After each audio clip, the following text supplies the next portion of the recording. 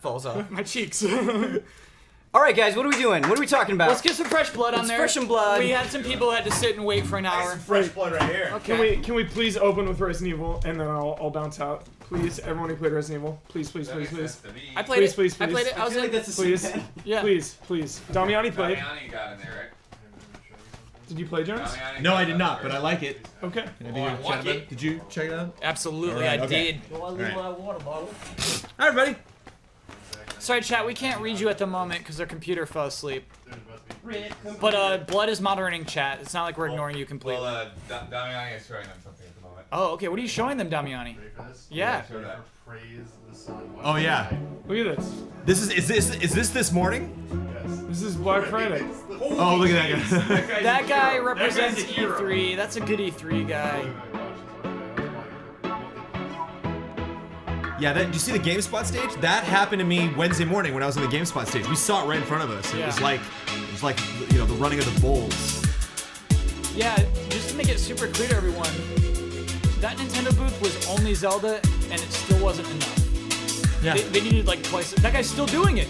He's still praising the sun. Yeah. I think he knew they would be recording it. Somebody is always recording something. Oh baby. Oh, yeah. Here's another update for Like that's you. what I want after E3 is I want all the photos that I was in. All the times I just walked right by somebody and was like, in the background. I try to peek in. I try was to really follow him for happy. sure. I know you want to talk. Sorry, the Recor Twitter feed posted an image of all the people in line, and I was in there. It's like, Oh, okay. Nice. Since we just did our little personal story things, You got a person who I've represents got E3? it's a quick one, but and it doesn't really encapsulate every encounter because I actually what's that? RE7. Resident Evil 7, Damiani. We need you. Yeah. Damiani will get up here. we need you. But like I had a range of different experiences, interactions with people. I had time, where I was in line with people and I talked with them for a very long time, and I had times where fans would stop me and we'd chat for a while.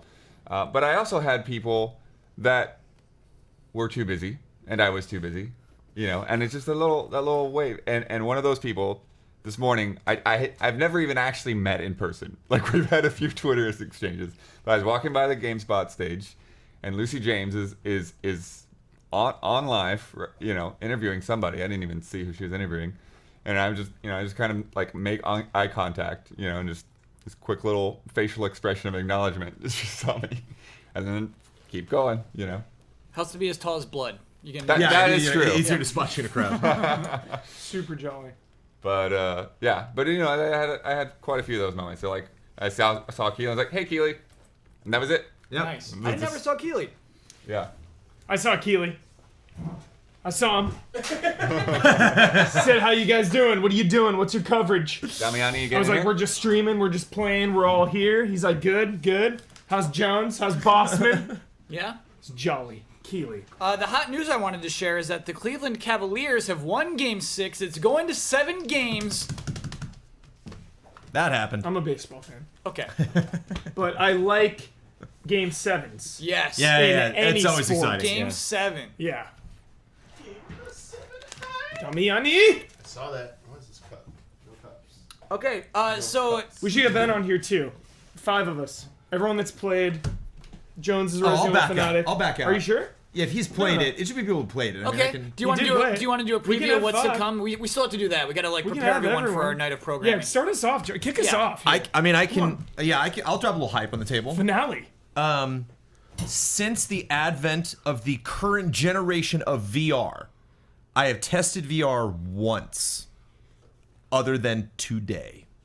I've been completely and Easy Allies in general has been totally taken a back seat to just the whole trend that is VR. I love VR. I just a long time did consider like a rush. I wasn't like, oh, I'm gonna miss it or the boat's gonna leave. It's like, no, this is clearly the beginning of this amazing virtual journey we're all taking as an industry. I will jump in when it's time. Yeah. And then they made a Batman demo and it was time. No, Jones, we got to save that. We'll We gotta save it. We'll save it. But Save I just want to set it. I tried the very, very first model of the Oculus Rift. Yeah.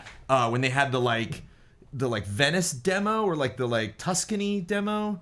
You I did not even- you were I was like not in a that era. house and you walked around. Sure. And then I played 3 minutes of Team Fortress and was just like. Barf. Barf. And it was just Had to do Batman. Certainly when Kyle yelled at me and told me I had to do it too. Yeah, we'll get there, Jones. So that happened today. So I definitely want to get in. Renee. So this is not only the Resident Evil discussion, but I want to talk about VR. I want to talk about. Do you want to just kick off with Batman right now, then? Let's do it. Considering that Huber is People now want behind the curtain right now. No, we'll get to it. We'll get to RE7. It says RE7. All right, Damiani. Oh, I see, right up here. I've been demanding it. That's the full title. Yes. Yes. And in that Japan- is the official 100% You know what it is in Capcom Japan? representatives called it. It's same thing. In, it's called in Japan, it's called Biohazard 7 Resident Evil. Whoa. Boom. Yeah. Whoa. This is backwards. Back to the roots. Hype. Resident Evil 7 Biohazard. Wow. They apparently had a long hour discussion internally about is that what they're going to tell people. Let's go. Here we go. I can say one thing that I experienced about Resident Evil, even though I did not play the demo. Okay, And all right. I've not done it in VR, and I've not played the demo that is now available on PlayStation 4. Capcom built a haunted house in the middle of E3. They sure did.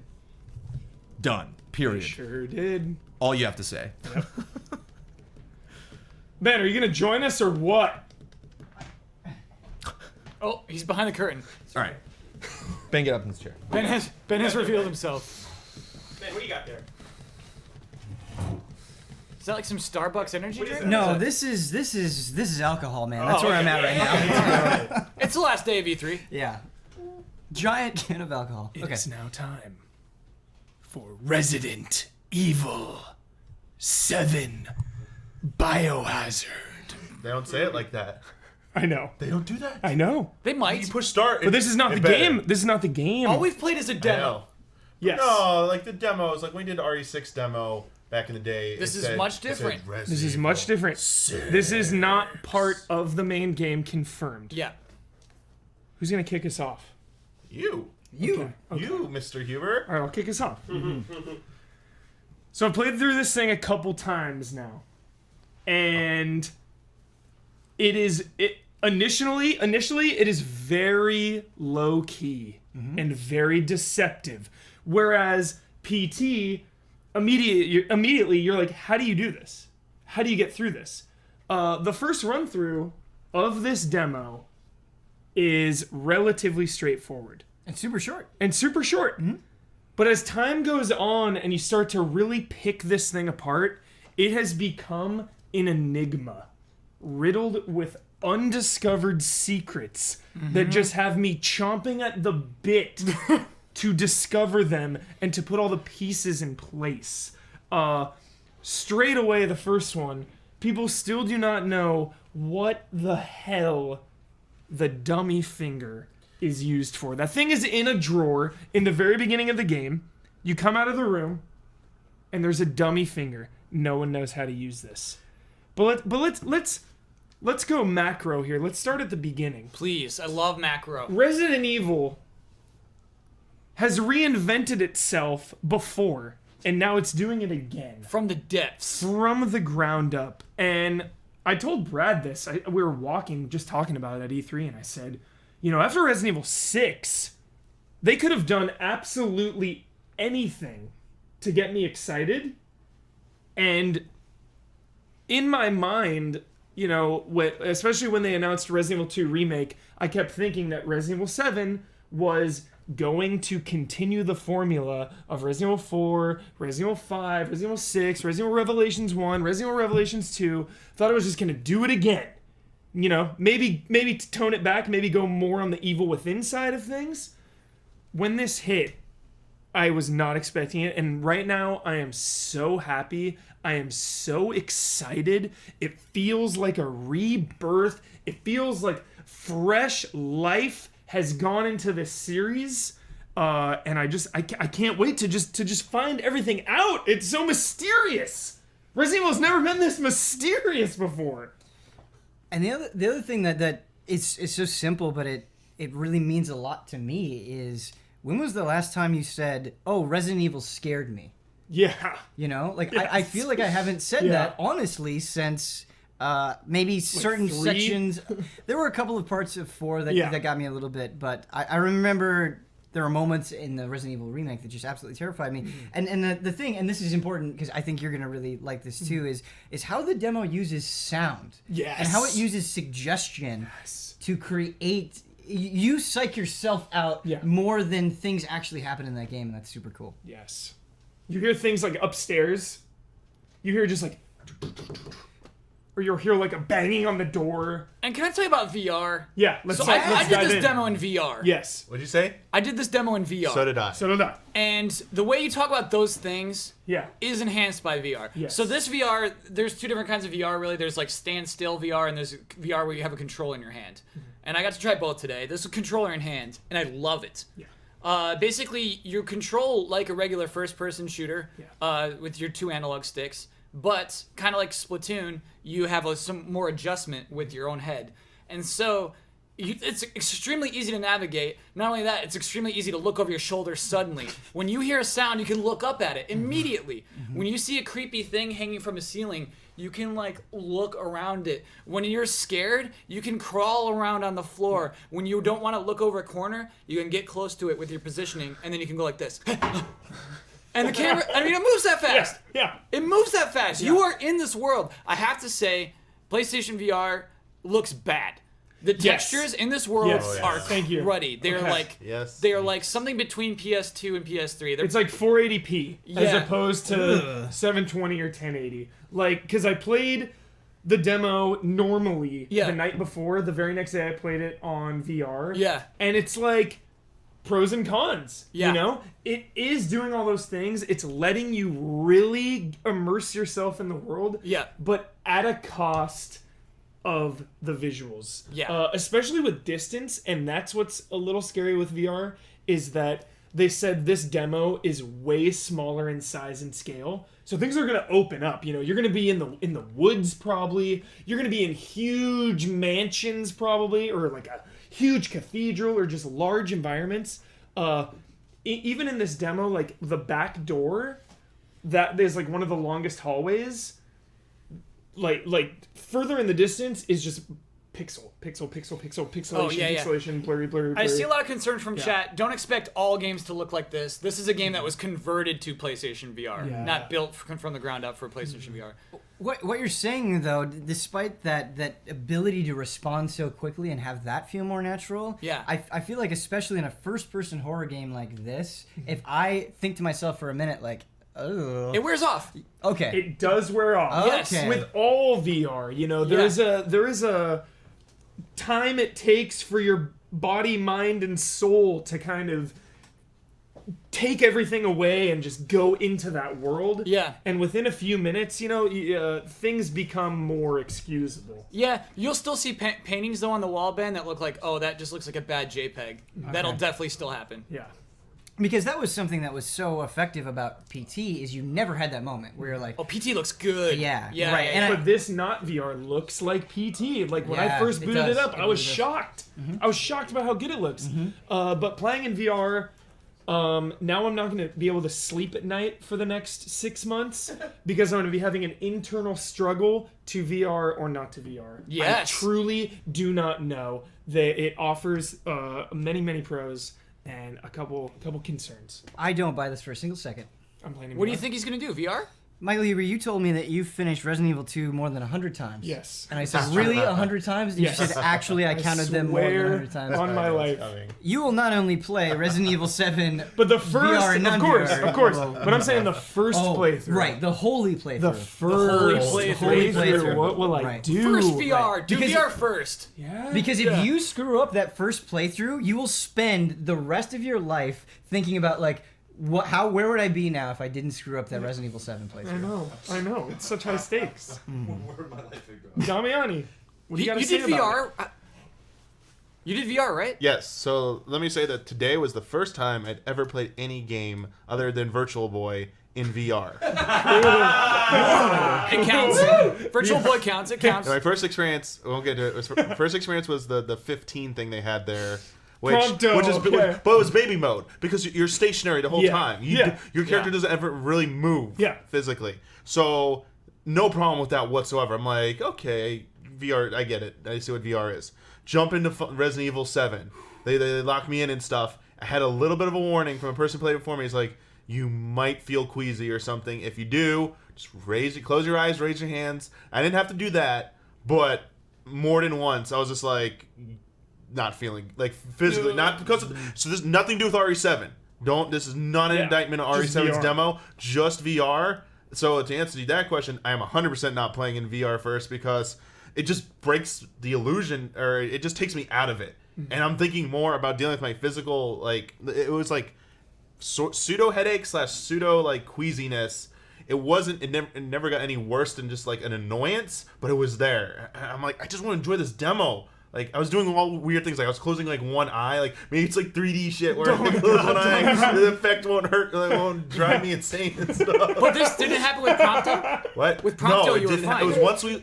It was a combination of moving and using the analog to move and also trying to look around. Sure. My mind was just like, this is not right. Like, not natural. Like, and I have a problem with things when they cover my eyes where I can't see peripheral vision.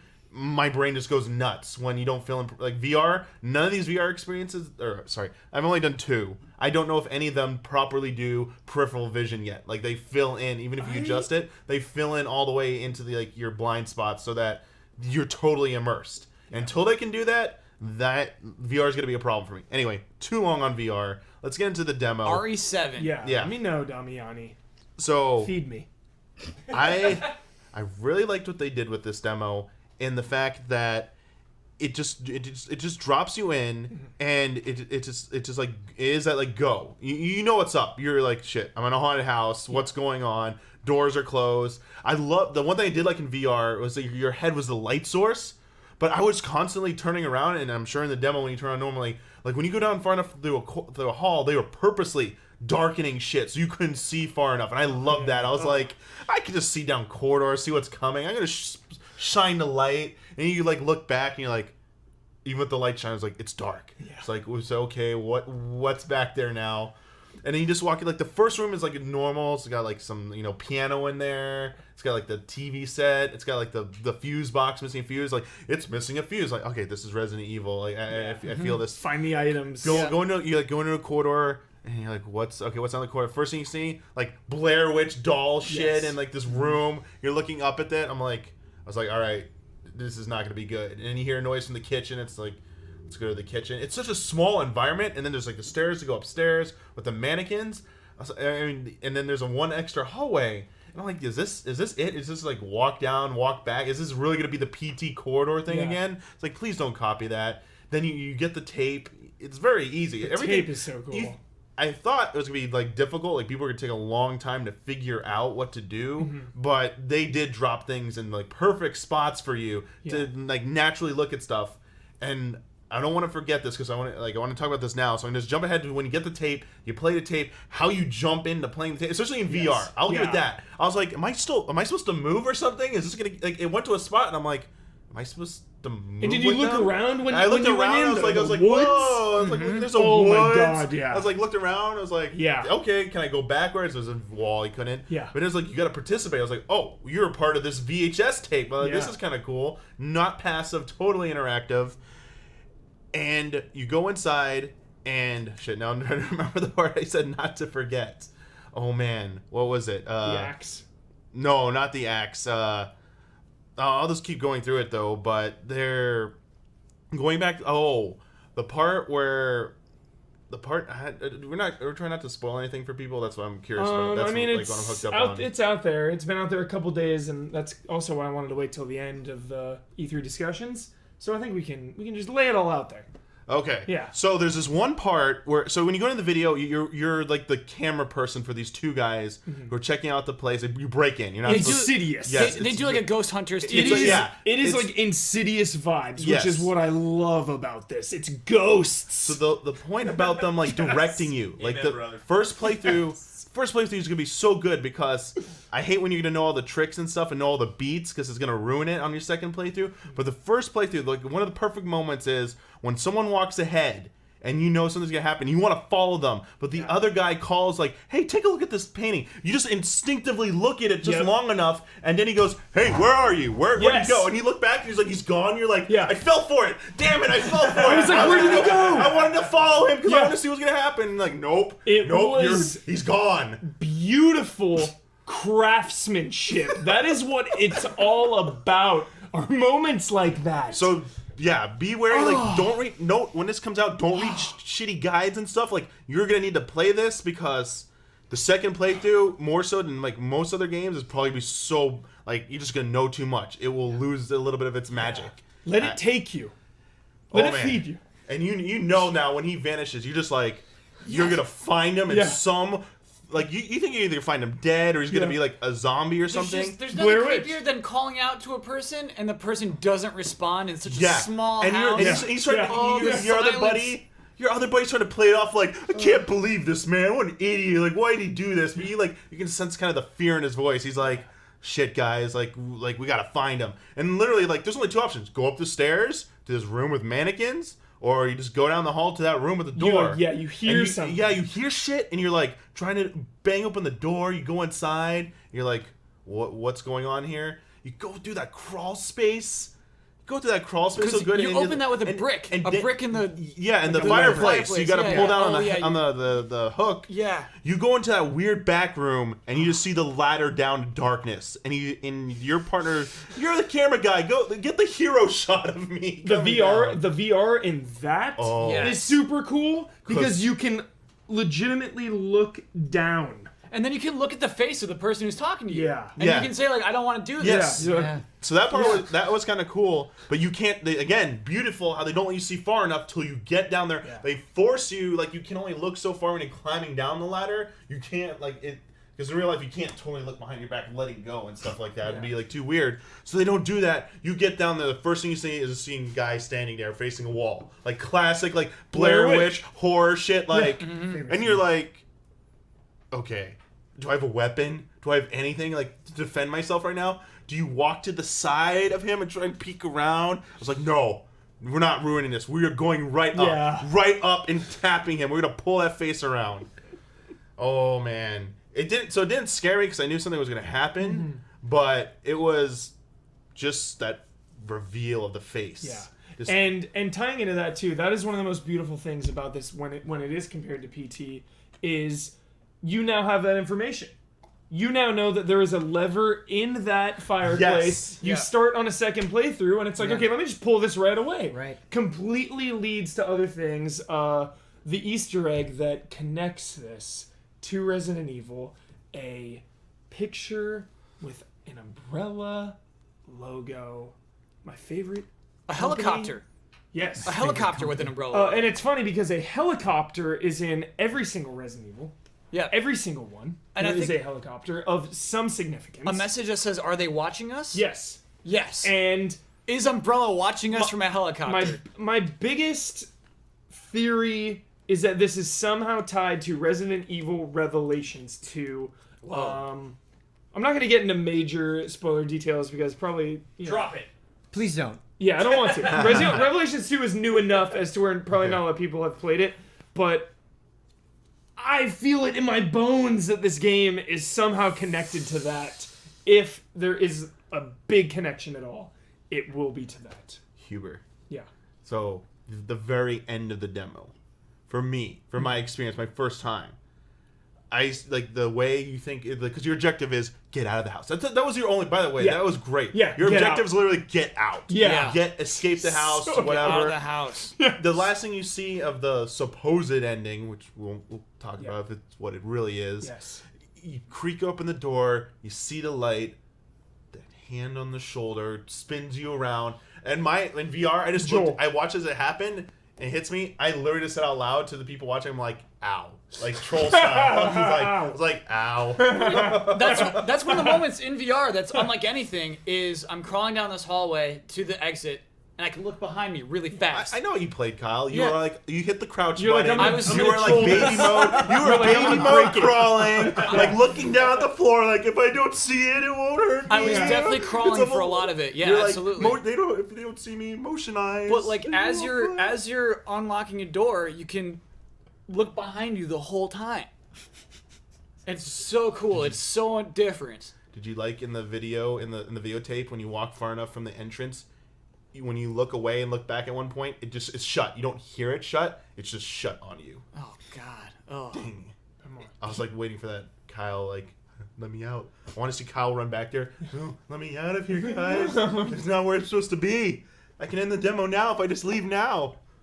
Yeah, I hated it. I hated being in that house. Legitimately, like just felt dis-ease. Yeah. Isn't that awesome? It is. For a video game to evoke that from you? Yeah. To affect you on that level. You brought up a beautiful point about how this mechanic of going into the VHS world and manipulating and learning information and taking that back, and how cool that is. And you know, they said that this demo is not representative of the final game, and this is just its own little special thing. Mm-hmm. But you think about how they could use that mechanic. But another thing that when comparing it to PT, PT is kind of a psychological experience. You don't trust yourself. The world is changing around you, and that is a very, very, very cool experience. But RE7 felt much different than that to me because it offered two very different things. When I was by myself in the non-VHS world, like every single noise freaked me out, and the touch I loved is you're in that first room and you go to open the door and it just opens a little bit, and you're like, the hand. You're gonna make me push the button again. Yeah. What's gonna happen the second time? That was so cool, and just you're hypersensitive to everything. Like any object you touch, it freaks you out. But when you go into the VHS world, it's a totally different type of horror. Mm-hmm. And I feel like there are really two sides to this. And the reason that is because you're with other people. Mm-hmm. And their fear gets reflected back onto you and that interaction. And when they're addressing you and just seeing them slowly freak out more over time is totally terrifying, but in a completely different way. And I loved having both of those. Yes. And going down the stairs in VR is really intense. I can't even like describe it. You're just like stepping down and you just keep and ghosts. It's ghost time in Resident Evil. It just feels like a new era once again, you know. And to all the diehard Resident Evil fans and the non-believers out there, it's you know, the words of encouragement that I can give are that it is something new. Yeah. It is exciting, and if you are still not pleased with it, Resident Evil 2 Remake is on the horizon. It's like they're all in. We gotta talk from all angles. You know that you can still have that, and I always say too, because the Resident Evil 1 through 3 are my all-time favorites over 4, 5, and 6. And you know what I say? They're not going anywhere. Those games are not going anywhere. Queue them up anytime you want. Please. Can I interject? So I have one concern. So there's one thing. So yeah, it's called Resident Evil. It's not called Resident Zombies. So and actually one thing that I noticed when I was doing the Resident Evil retrospective is I'm like, what? You know, it isn't about zombies. Like like you would think it's a zombie game. It's about BOWs. It's about, you know, biological weapons that they are creating. Like that is always what each of the stories is about. Like it's about the T virus, which was created by Umbrella. I am totally down for ghosts. In Japan, the original title of the franchise was Biohazard, so I would like it. I wouldn't be like disappointed. I wouldn't say it's like disingenuous to the franchise, but I would like it if Umbrella is somehow involved. They are in these ghosts being created. Oh, they've got to be. You know what I mean? That's it. Yeah. Especially with the helicopter. Yeah. That's it. That's my 2 Which cents is on crazy because again, they've said that it's after 6. Yeah. We know of the events, Neo Umbrella, everything that's happened. This is just. It is such a different beast than PT because there are so many questions. PT was its own thing, standalone, like Silent Hills. Who knows if it's connected? You finished PT without questions? No, of course. But this is the longest running horror franchise in history. It's canon. And it's canon. Yeah. It's after everything. It's the farthest in the timeline. So it's like how that connects to everything is the mystery. And it just... It has my head spinning. You get a phone call. Is it Ada Wong? Who knows? Quick question, Huber. Oh. What are you gonna do if one of the ghosts is Simmons? From RE6? Brad, you almost had me right there. I was going to erupt. I thought you were going to say, what are you going to do when one of the ghosts is Wesker? He's not dead. He ducked. He ducked. If this is about Wesker's ghost trying to come back to life, I will be hyped. 10 out of 10. I need your opinion on something, Huber. Very, very, very clever people on the internet have deduced that, or they guess that on the VHS tape there's this number, and this number alludes to a very specific thing. And have you read this theory? No. Okay.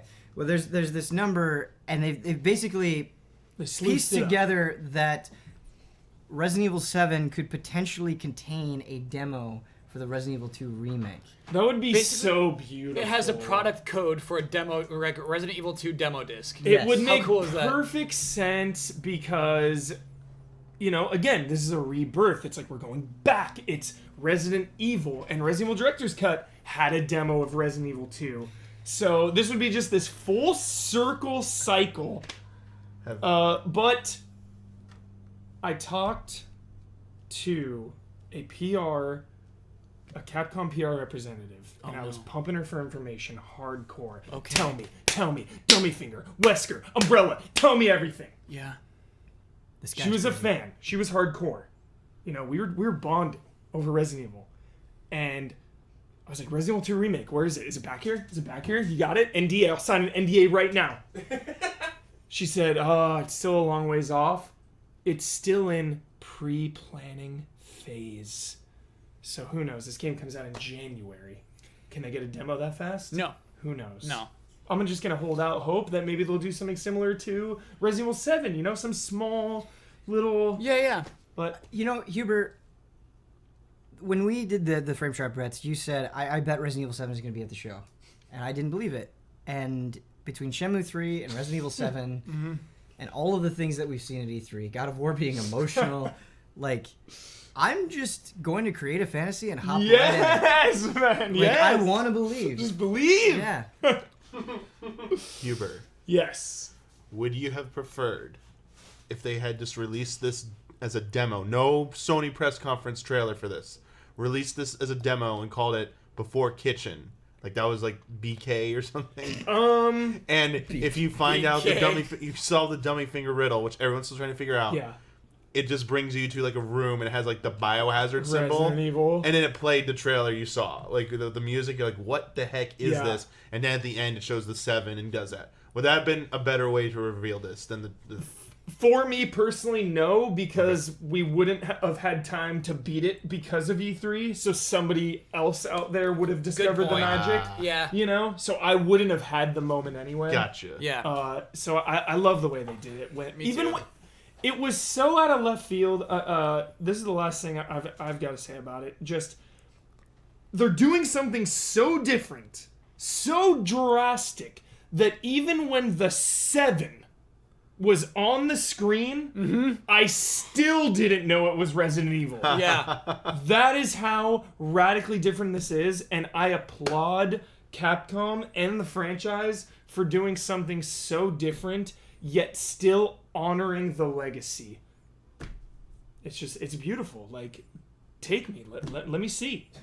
I'm down for the ride. Whatever you want to do, Capcom. Anything's better than 6. Ooh, Preach. Yeah. That was beautiful. That's a wrap. That's it. That's a wrap in our Jones, Bloodworth, you guys haven't had the chance to hop on in. VR. Oh god. Okay, Jones, you want to do Batman real quick? Real quick. All right, let's do it. Is anyone else positive about VR? I didn't get to do it. I'm the one who Why did you doesn't get- like well, You guys VR. feel free. Damiani, your voice of dissent is perfect.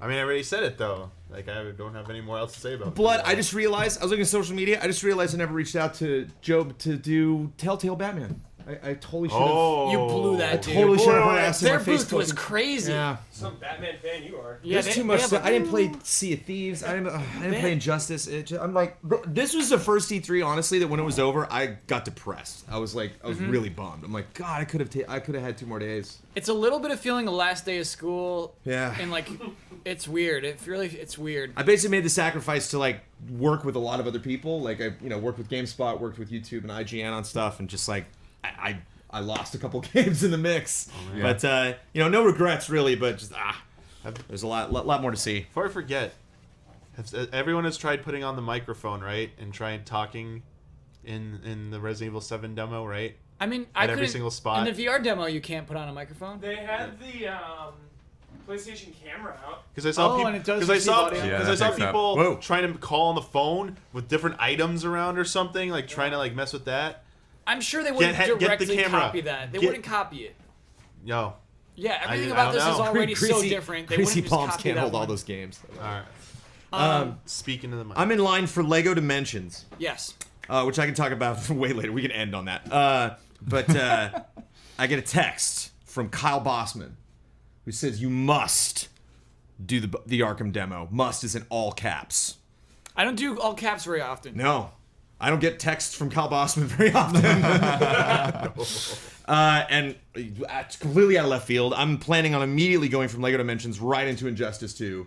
And like, okay, well, that's a whole different haul. I got to totally change. We were maybe planning on doing something around 3:35, 4 o'clock. So I'm just like, all right, well, how am I going to fit this in? And I was nervous because when I actually went over there, the way they were doing the line was they're like, you can get in line, but this is for Sony VR. You're not getting in line for Batman. You're getting in line for whatever the hell we throw you at. It's a standby line. Yeah. And so I get in line and I immediately grab like the 2 people behind me, the 2 people in front of me, and I'm like, what do you want to do? What do you want to do? And they were like, oh, I don't know. I'm like, would you really want to do Batman? And they're like, no, not really. I'm like, because I might have to like shove you aside and try to do Batman. They're like, okay. That's like, a good strategy. And I say the same things behind me. That's and like cool. the 2 people this way and the 2 people that way were like totally on my team. They were like, no, it's fine. If you have to do Batman, we'll get you in there. We all got in to do Batman, so it worked out.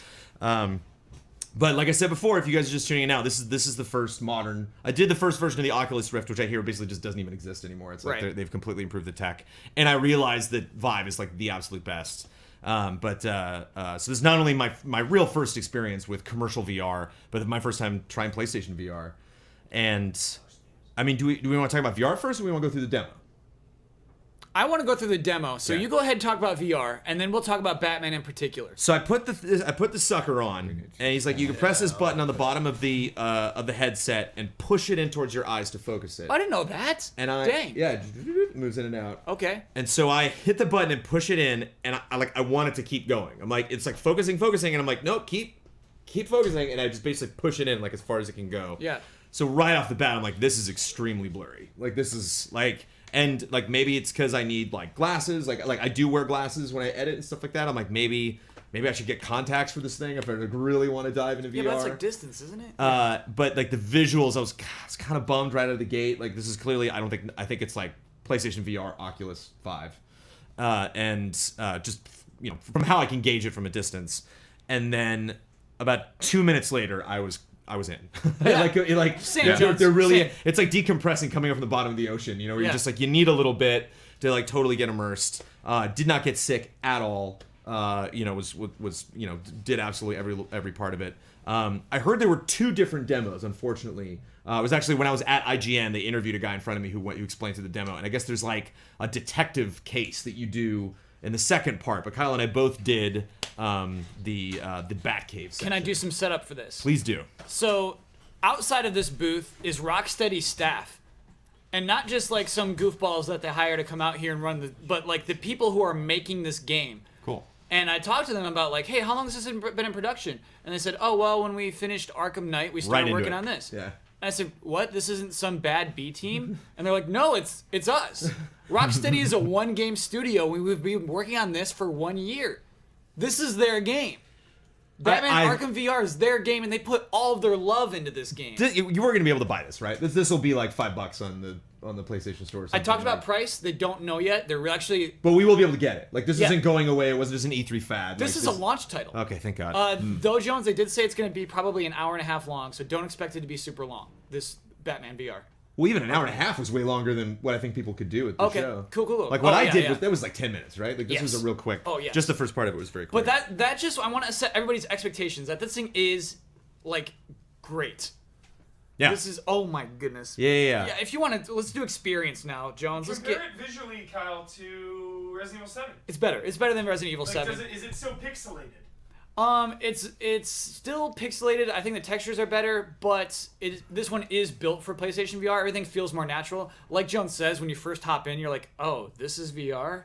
But then it doesn't matter. It really doesn't. By the end of it, I took it off and was like, "Thank you, that was great, thank you." You know, like I walked out like that was a lot of fun. So I want to put my nerd hat on. I want to just have the nerd alarm go off a little bit. I have two different perspectives on this demo. I want to start, I want to get to the goods and talk about what happened, how it works in VR, things I liked about the way that was handled in VR and things that I didn't. And then just very briefly, I would like to talk about things that I feel don't make sense in the world of Batman. If they're really getting into like, no, you're becoming Batman. I'm like, well, then why is... Okay, whatever. Like, there's just a couple of things I'm like, okay, Batman would never do this. I'm not looking forward to these things. But I'll do that later because it obviously doesn't matter. It's a VR demo. It's not, they're not like trying to like accurately recreate the universe contextually. They just want to like create a system that puts you in it. This was not a controller demo. This was you're standing still. Yep. You're holding two move controllers. Not there is stuff behind you, but it's not, nothing sneaks up on you or nothing is like, woohoo, over here. Like it's all really just just kind of like this. You can look behind you at any time if you want to. There is stuff there, but there's not. There's nothing. There's no time I look back and I was like, "Oh, I'm real glad I caught that." It's just like the environment continues in 360 Were you degrees. guys standing up when you played your VR? Yeah. Okay, so I was sitting down for all of mine. So the Interesting. whole thing about Kyle saying, look back, I'm like, I was sitting like, turn like this. I kind of like quick go like this. I didn't look back a lot because I was nervous that I was it's not gonna. that easy when you're sitting. That I was gonna, like. I didn't want to like start walking around and bump into something. Like I was like, let me just try to be as stationary as I can. I don't want to like elbow the guy that's like. It is funny to see people test VR because they do have to. It's like being around a sleepwalker. Jones. Whoa. I was opposite, man. I was testing that thing's limits. Okay. You start off. Good for you. You start off in front of a piano, Yeah. and you can actually like go low. You can look beneath the piano. You can flip it open with the key that Alfred hands to you, and you can put your face right down to the piano keys. Oh, that's and you can cool. like watch Oh, yourself that's cool. press down I the didn't key. do that, yeah. Just the how much you can zoom in. Are you okay, Master Bruce? You're like, I'm fine. Yeah. I'm fine, Alfred. Blah blah blah. Just being in worlds, being in digital worlds is a feeling. The default even before that the calibration screen is you right on the edge of a building in Gotham. Yeah. And so you can just see like straight down the edge of the building and billboards and stuff like that. So so that calibrates and then fades to black, fades up. You're in the middle of Wayne Manor, standing in front of a piano. They got the picture of Bruce and Thomas and Martha there on the piano. They have the red phone to the left, which you could pick up. Did anything happen? I picked it up and held it to my ear. And I didn't pick it up. I didn't dare to. yeah, I picked it up and held it to my ear. All you do is triggers. They have the two move controllers. Yeah. And you can see your hands, and so they do a little grip thing when you pick stuff up. So I picked up the phone, held it up, and I was wondering if I thought it'd be great if Gordon was like, hello. Oh, like, that'd be nice. Sorry. Yeah. But then you very intentionally, Alfred comes from the right, so they kind of train you to like, whoa, who's talking? Oh, hi, Alfred. Different Alfred. I thought that was weird. Oh, because it's not the Alfred from the Arkham Not the games. Alfred from the Arkham games. I see what you're saying. Yeah. And I don't think it was the same voice actor.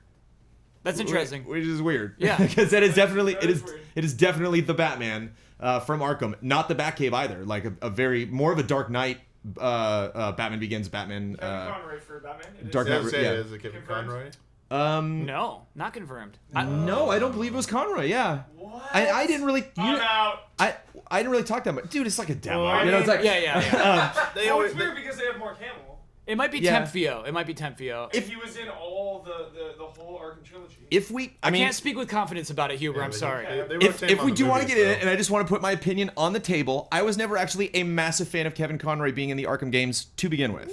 Oh, the Arkham games. Wow. I don't want to have a huge argument right now, Jones. Please Because move on. because Kevin Conroy is the animated series Batman. So Yeah. when I see this like super ripped like next gen like what's up, and I'm like whoa way later. like you're It's way after the events of It's just- all the animated series. So that's Batman Beyond, dude. Ooh, like they nice. told This that is story. Before Batman Beyond, it's in between. That's how I always looked at it. They're clearly different universes. I wouldn't have minded if it was different. That's what I like about Origins. When they did Origins, I was like, okay, different Joker, different Batman. Now like tell me a story now, because it's like that pairing. So anyway, Greg Miller confirmed it's Kevin Conroy. Says Chad. Okay. oh, okay. I don't remember him talking that much. He doesn't talk too much. Yeah, it's It would be a little Alfred, weird Alfred's in talking to VR you the for whole time. yourself to be talking a lot. So he comes in, and Alfred says, I believe this is what you were looking for. And he gives you the key.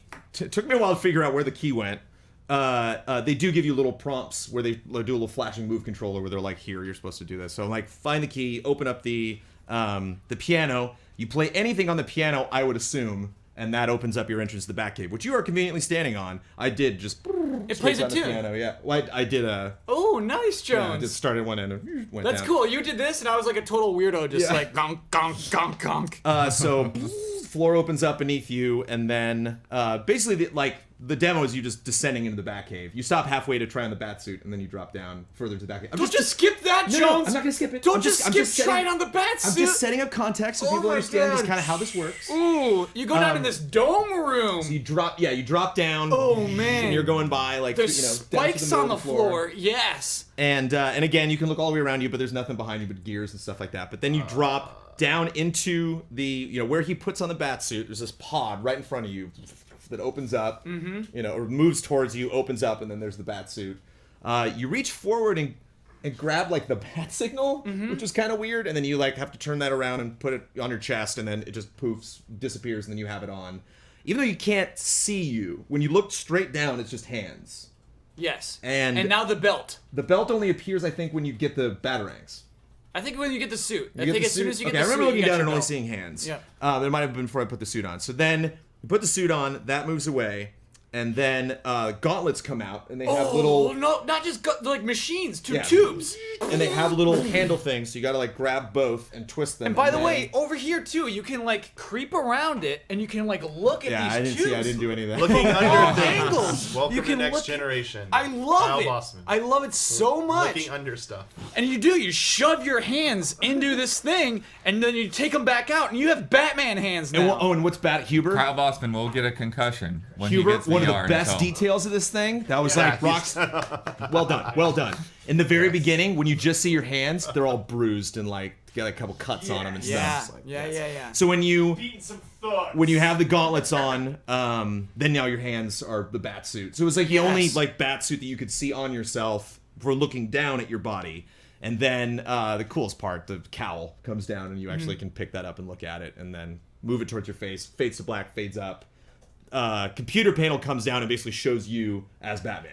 And this is unreal. And this, I was like a little self-conscious because it started grinning, and I was like, there's some guy in queue waiting for me to be done with the Batman demo so he can play it, and he's clearly looking at me smiling and be like, what a dork. Because I enjoying this Batman demo, and I didn't care. I was like, I'm getting a huge kick out of this. You're looking in the 'Cause, mirror, you and just you are rotate your Batman. head in any direction, and like it's. And you can like move You the are, hands. You are the Arkham Batman, yeah. It's and a trip. like he'll like dance with you. It was oh my gosh, and you can like and his lean shoulders forward. move too, so yeah, I was like doing like big flexing with his arms and stuff. Unreal, Jones. pretty cool. At that point, oh my god, you are like you're Batman. You're looking in the mirror and you're Batman. No, I'm Batman. Right. Damiani, you can be. If you just put on this VR helmet, you can be Batman. So my favorite contextual moment of physically doing something that I was not expecting was after you put on the cowl, they give you a grappling hook and they give you your detective gun, and the grappling Which hook is a pops up flashlight. first, and you have to grab it, and then you can look at that in your hand, and then it asks you to put it on your belt. Yes. And it was really interesting because my first contextual thing was something that actually I didn't see. It actually happened outside of my view, but I really got a kick out of doing that. You know, Oh, just you did like, it without even looking? Yeah, just That's like, all classy, right. Jones. I'm gonna put that, and I was Oh, like, man. and I remember being like, "That's not gonna work, is it? It's not gonna register that I like let go of the trigger right there, and it totally did. It was like click, like oh, you put your thing on, and then like I grab the detective thing, look at it, click, put that there. Oh, that's And classy. that just felt so good. You know, and it didn't rumble or anything. It was just in my brain. Oh, also worth noting, when I started to go down in an elevator, it felt like I was in a friggin' elevator. I don't know how I don't know what was happening to my brain, but it was like I feel like I'm moving right now. Like, Yeah, dude. that was surreal. I didn't get to do any PSVR this year, but rigs, like when somebody shoots your rig, and it loses power, you eject up into the air, and it's the same thing. Like, you just, whoa! That was just pure, like, puppetry of my brain. That was nuts. Yeah. So like, speaking of VR freedom, though, if you don't just immediately put them on your belt, you can shoot your grappling hook all over in any direction, and you can, like, flip it upside down, and you can, like... I didn't do that, but when I got the batarangs, I was like... Yeah, because the next thing you get is You kept on batarangs. going down. Infinite batter. You pull them off your belt. So the next thing you get is you reach down, and you pick up a batarang, and they do targets, and you can chuck it at the targets, and it locks onto the targets, but not 100%. Yeah. Like, you can totally whiff the targets, so you do have to, and you can see your hand like while you're throwing them, so you do kind of have to, like, it's like a 50-50 thing. I liked it. Yeah. And then Alfred's like, okay, everything's calibrated, we'll bring it back down to the Batcave. And then while I was like moving back down to the Batcave, I just, like, you could look down at your belt, and you could now see the batarang in front of your belt, and I was just like, you know, I just kept like throwing them. Yes. And you could see him just like go out into the Batcave. And then, you know, Arkham music swells. You come out of like the little, you know, tube of the Batcave, and then it's just waterfalls. Oh my Bat God. computer, giant Penny, T-Rex, Yeah, like all this crazy. and Yeah, iconic what's the things. music? Uh, What was the music playing during that part? Bum bum bum bum bum bum bum bum bum. Just the Arkham tunes, yeah. The music that plays when you put in the disc for Arkham Knight and just that loops during the menu, like the Arkham theme. Oh my God. Yeah. And this is where you start to see, like, not the Dark Knight. I know what it is. you start to see what this game will be, because you're seeing the points where you can use your grappling hook on inside of the Batcave. The Batcave is huge. Yeah, man. It's so deep. Verticality. The giant penny, though, Jones. When I saw the giant penny, I'm like, oh, this is the Batcave. So that again, another moment where I was grinning from ear to ear. It's like, oh God, I don't want to leave. I was like, because I didn't know the second demo wasn't going to be in it. I was like, oh, I can't wait to do the detective thing. And then like when I felt his hands on my hand, I was like, no! Yeah, I know. I'm checking out of the Matrix. And then when you get to the bottom, this huge computer panel comes up, and then you, I think, throw a switch or something like that, and then it moves on to the next part. They didn't even let me throw a switch. I might be lying. I think. Oh, there was one last switch before you moved down. Okay. Before you drop down into the back Again, end. and you can, with that switch, Jones, you can actually like look over into it and then watch your hand press down on the switch. It's so cool. We just need a montage, Kyle, when we get PSVR. Just you looking under everything and like Kyle inspects VR worlds. I'll retweet this. Somebody actually recorded me playing this game in VR and tweeted that at me. Nice. I should retweet it. Just so everyone can see, because I do look so stupid. Good. We're gonna live stream it for sure. Yeah, I had a blast. I really enjoyed this. I wish I had done that. I wish I had kind of like looked at it a little more carefully. And VR is so flexible. To just walk around to Alfred, you know. You can do that because you can do that. It's so flexible. I will it's there definitely. for you. Yeah, I think I wanted to like be in character for the first time, and then again, if they sell this, I'm gonna play this about 50 times. It's a launch title. Keep going. They're definitely selling it. Again and again. And if there's more to it, wow, I didn't know it would be longer than what I played. The only thing that I and again, this is kind of my hesitance to VR is a lot of things when it comes to main entertainment, like I'm all or nothing. Like I either want to be all in or I'm just gonna be a casual observer. It's kind of like what Huber and I got into a debate on a recent podcast where he's like, the thing about horror is you have to be really immersed, and I was like, yes, I 100% believe that. Let your guard down. So that was kind of my thing about VR is like I don't want to dive in until it's really, really good. Like this is a tech I don't necessarily need to see the baby steps of. Yeah. And so like the one thing that is a little iffy for me is the hands. Like there is a little bit of like, oh, there's that object click. You know, and sometimes they'll still be like, blah, you know, because like when you hit that trigger and it does that, like even like I know there's tech now where you can actually like see all your fingers and like put gloves on and put different things on. So I imagine that's even crazy trippier. They had a really crazy thing at the Deus Ex booth. They had an actual like bionic arm maker there. Oh yeah, I saw that Judges Week. Yeah, they So there's this arm in a glass case, and you just like put your hand up next to it and like start doing this, and the camera like and the arm does the exact same thing. Trippy. But that was a little weird. It was weird looking down and seeing the belt and the batarangs, but not me. I you had want your body? I had no body. The Like pecs. that would be cool. Which is put your if it would register my foots there, like look at my boots and stuff like that. So again, like it's to be actually completely immersed. Because it was kind of like Damiani said earlier, and I wish this wasn't so, but there's just something about my brain that is constantly challenging VR. There's just like anytime I really like hit that threshold where it's like, wow, I'm finally immersed, my brain is really trying to pull me back and be like, no, this isn't happening. Mm-hmm. And so I'm looking forward to getting past that, but this did not make me ill at all. I never felt uncomfortable. I never felt out of control. I never felt like I didn't understand anything or I couldn't use anything. I really enjoyed that. If I could just be nerdy for like 3 minutes. Yeah. I have an issue with the entrance to the Batcave being right in the middle of the living room of Wayne Manor. I have an issue with the entrance to the Batcave being by 5 wide open windows in the middle of the day. It's like, what if pizza delivery came by? What if there was like a newscopter that was just flying by Wayne Manor? And they're like, whoa, look at Bruce Wayne descending into the Batcave clearly in the middle of his house. Like the Batcave is like around the corner in a hallway. Like, his windows don't work like that. Like, Number one, his windows don't work like that. You could see outside. You could see outside, but they can't see in. They can't see in. Oh, okay. Number Okay, two, thank it's not goodness. just in the world. It's not just mashing on the keys. It's a very particular order of keys that could never been predicted by even the Riddler. Oh yeah, I'm not saying anyone else could get in there. It was just a very every single iteration I've ever seen of the entrance to the Batcave. It's always like around the corner. It's always like even in Batman Forever, which is not the best of movies, like Robin has to be very tricky in actually how he gets down there. Yeah, it was just like.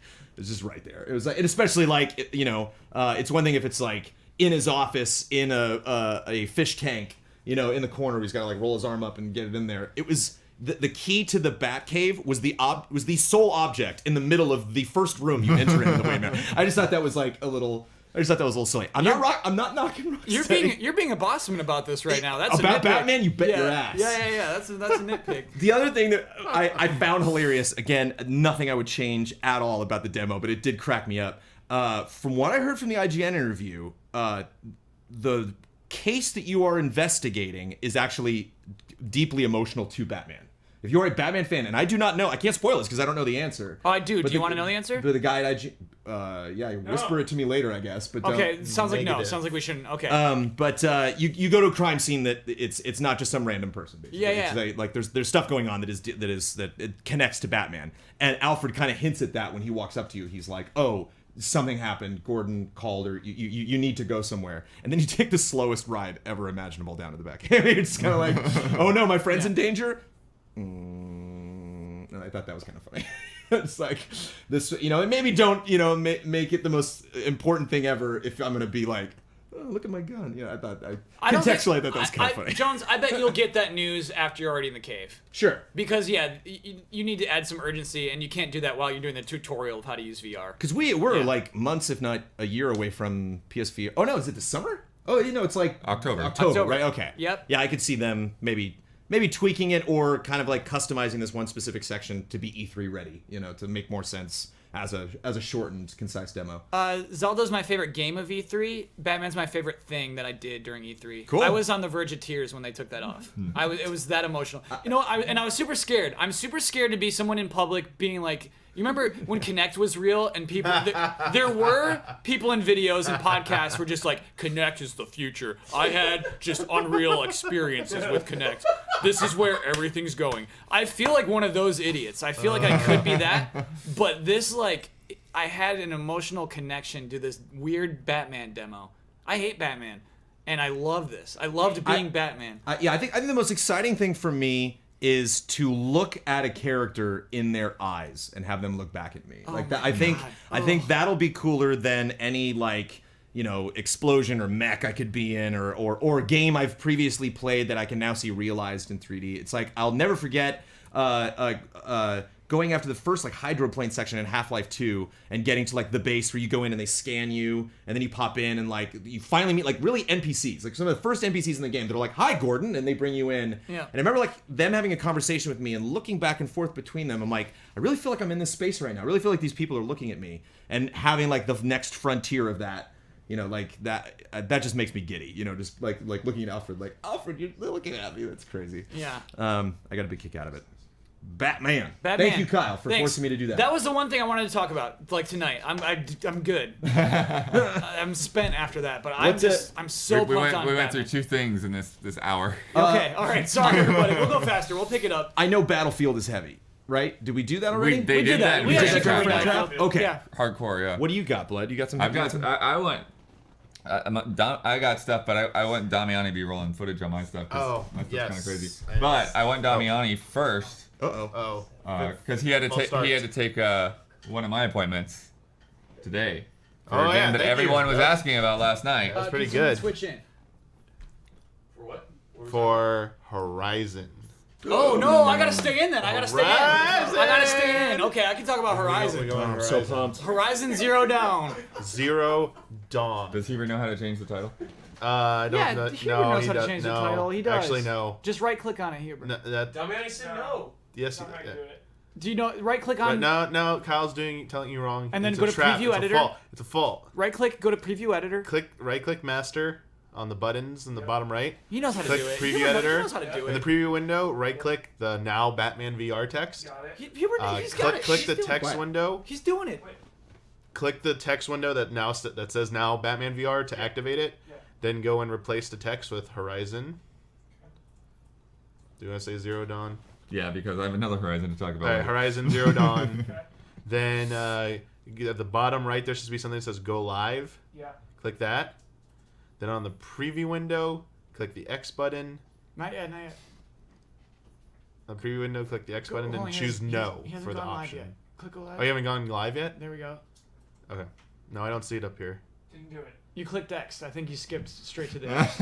Oh! Just walking across the room real fast. But it's cool. He knows how to do it, right, Kyle? He's good. You're right. I gave Huber too much Kyle credit. I'm on it. Bossman, I'm on it. defender of streams. I did this. Kyle messed you up. Don't worry, Huber. It was all. Kyle wanted to use VR to look at the title. Anybody want snacks? Hey Oh, there it is. Yeah. Yeah. Herzion. Horizon. Yeah, Horzian. Horsian. Horzians. Keep it. It's canon. It's Horzion. It's Horsian canon. is canon. Horzian Zero Dawn. Keep it. Zions. All right, let's do it. Let's get in. 'Kay. I did not Okay. touch this game, and it So makes it was me just angry. you and me, Kyle, that played it? Yeah. Kyle got to play it. Yeah. Did you sit Oh, did you sit man. through the presentation? Absolutely. Okay. So we got to sit, well, not together. So for Horizon, they take you through a presentation. It was Damiani, you're hiding behind the mic. Ooh. Okay. Thanks, Huber. Seek Damiani reveal. side. Do the other side. And I broke the mic. No, do the other side. Other side. Bring it over there that way. Yeah. There you go. Okay. All right. Yeah. I think it works now. Okay. Let me know if you can hear me. Okay. 30 seconds later, people let me know. Okay, Horizon. This game, I don't even want to go over the show in the presentation because they just took you through the demo area. It was their guided tour of like how, like they took you through a little bit of the story. There's a trailer out there called the gameplay trailer, which literally just takes you through what they showed us. I want to make one note about it though, Damiani. Okay, make your note. She didn't she didn't talk as much during the demo that I saw.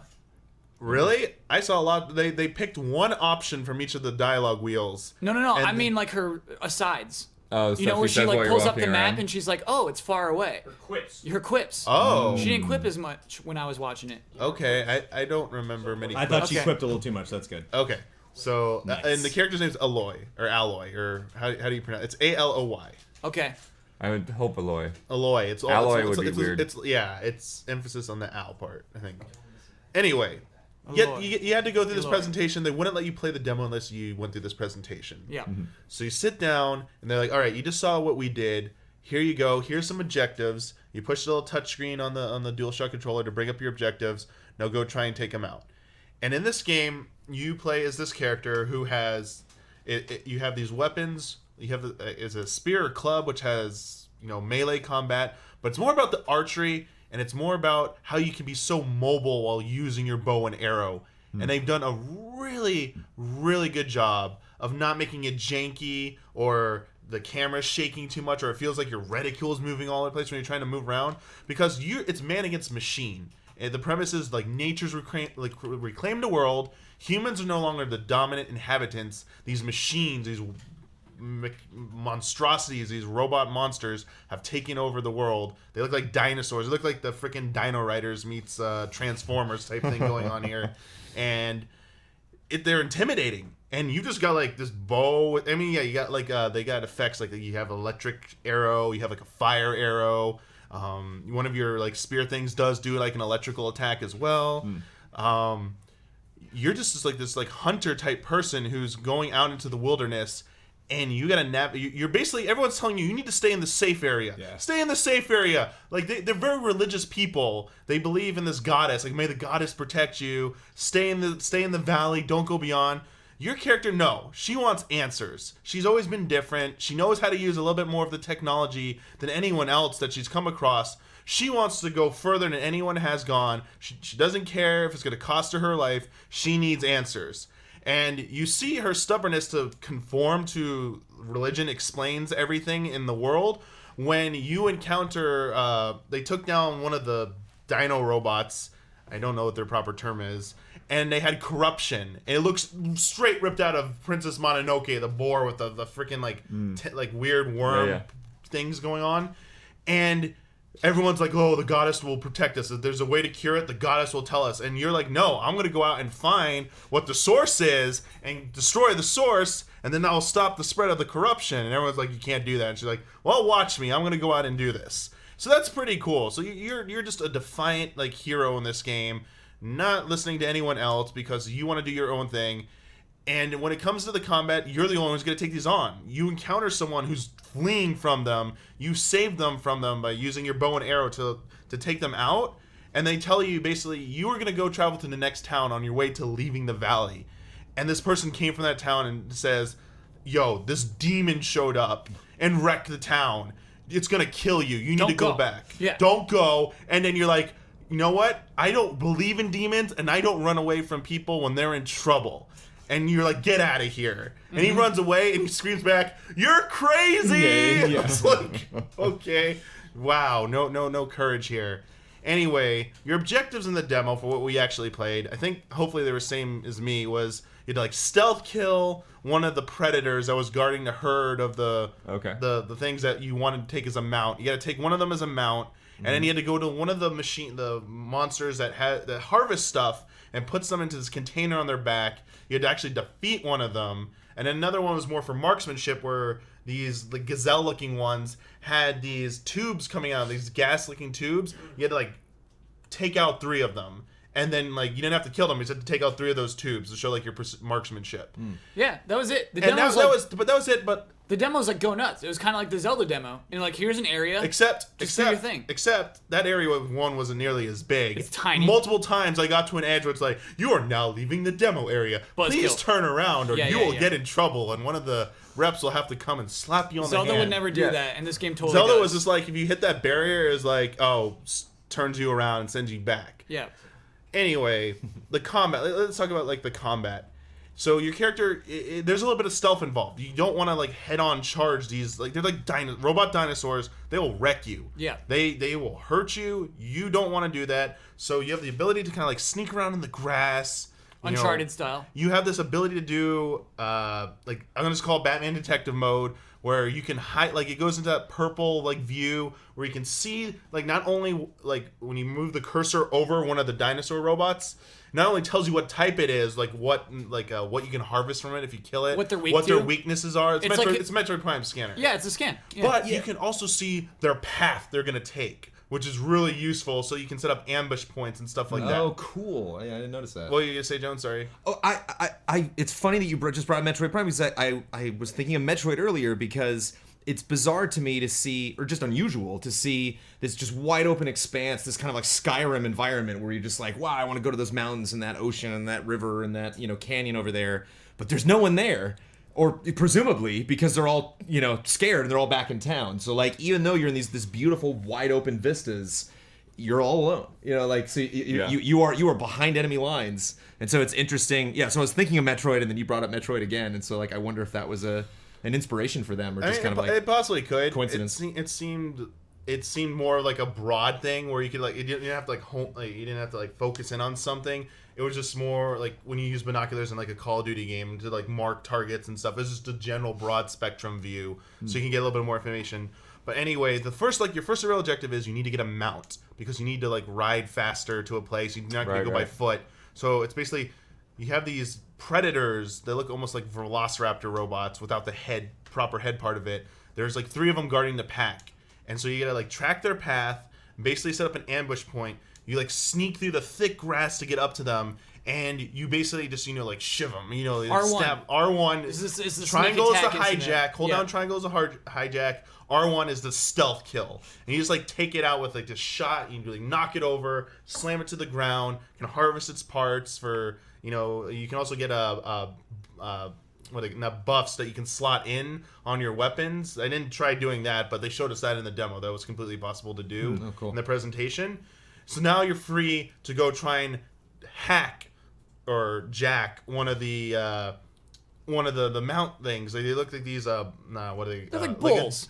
Bulls or deer bulls, like giant, like yaks. Yeah, like an elk or something. Sure. You just gotta sneak up. They're just grazing. They're not carnivore. They're not carnivorous. They're just like kind of grazing, being innocent. Yeah. You just sneak up on it. You just like charge up this like glowing thing and like just go, and like their color changes because when they're orange red, they're like hostile. When they're blue, like tranquil, peaceful. It means you can get on it. And riding it around was really good. It took me a second to realize you had to hit the button to go faster. You just don't hold the analog stick forward. You gotta tap X or hold down X to move. But you could also be in combat while unmounted, and the mounted combat felt pretty good. And they do a thing when you either want to switch your weapon or you want to aim. They kind of do like the very small window of adrenaline where you can focus in. What's the trick to that? When you do the weapon wheel, it automatically does that. Like when you're trying to change out a weapon, it gives you like 4 or 5 seconds before it resumes like normal speed. Yeah. The adrenaline thing is when you're doing the bow and arrow, you held one of the trigger buttons while also aiming, and it was like the whole breath thing where you could like focus in. I couldn't get to do that.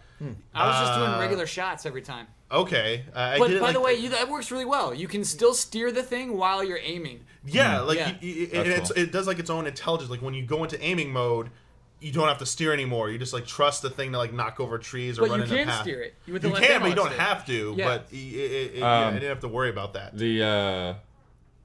It sounds sort of similar to the Huber. Correct me if I'm wrong, but didn't they just add the bow combat to The Witcher and Blood and Wine? I don't think you could do that before. I think it was only swords. Crossbow. Yeah. But I guess maybe I just never used it. The crossbow? Well, yeah, like on the horse until Blood and Wine when they introduced those targets. Okay. But yeah, so it's kind of I think maybe a similar thing to where like when you pull up your crossbow, that then you kind of are just controlling the crossbow with the right stick, and then the horse with the left. It just didn't feel complicated. It felt very easy to do, and I felt like I was doing a lot of stuff. But what I really liked was when you want to take on something like head to head.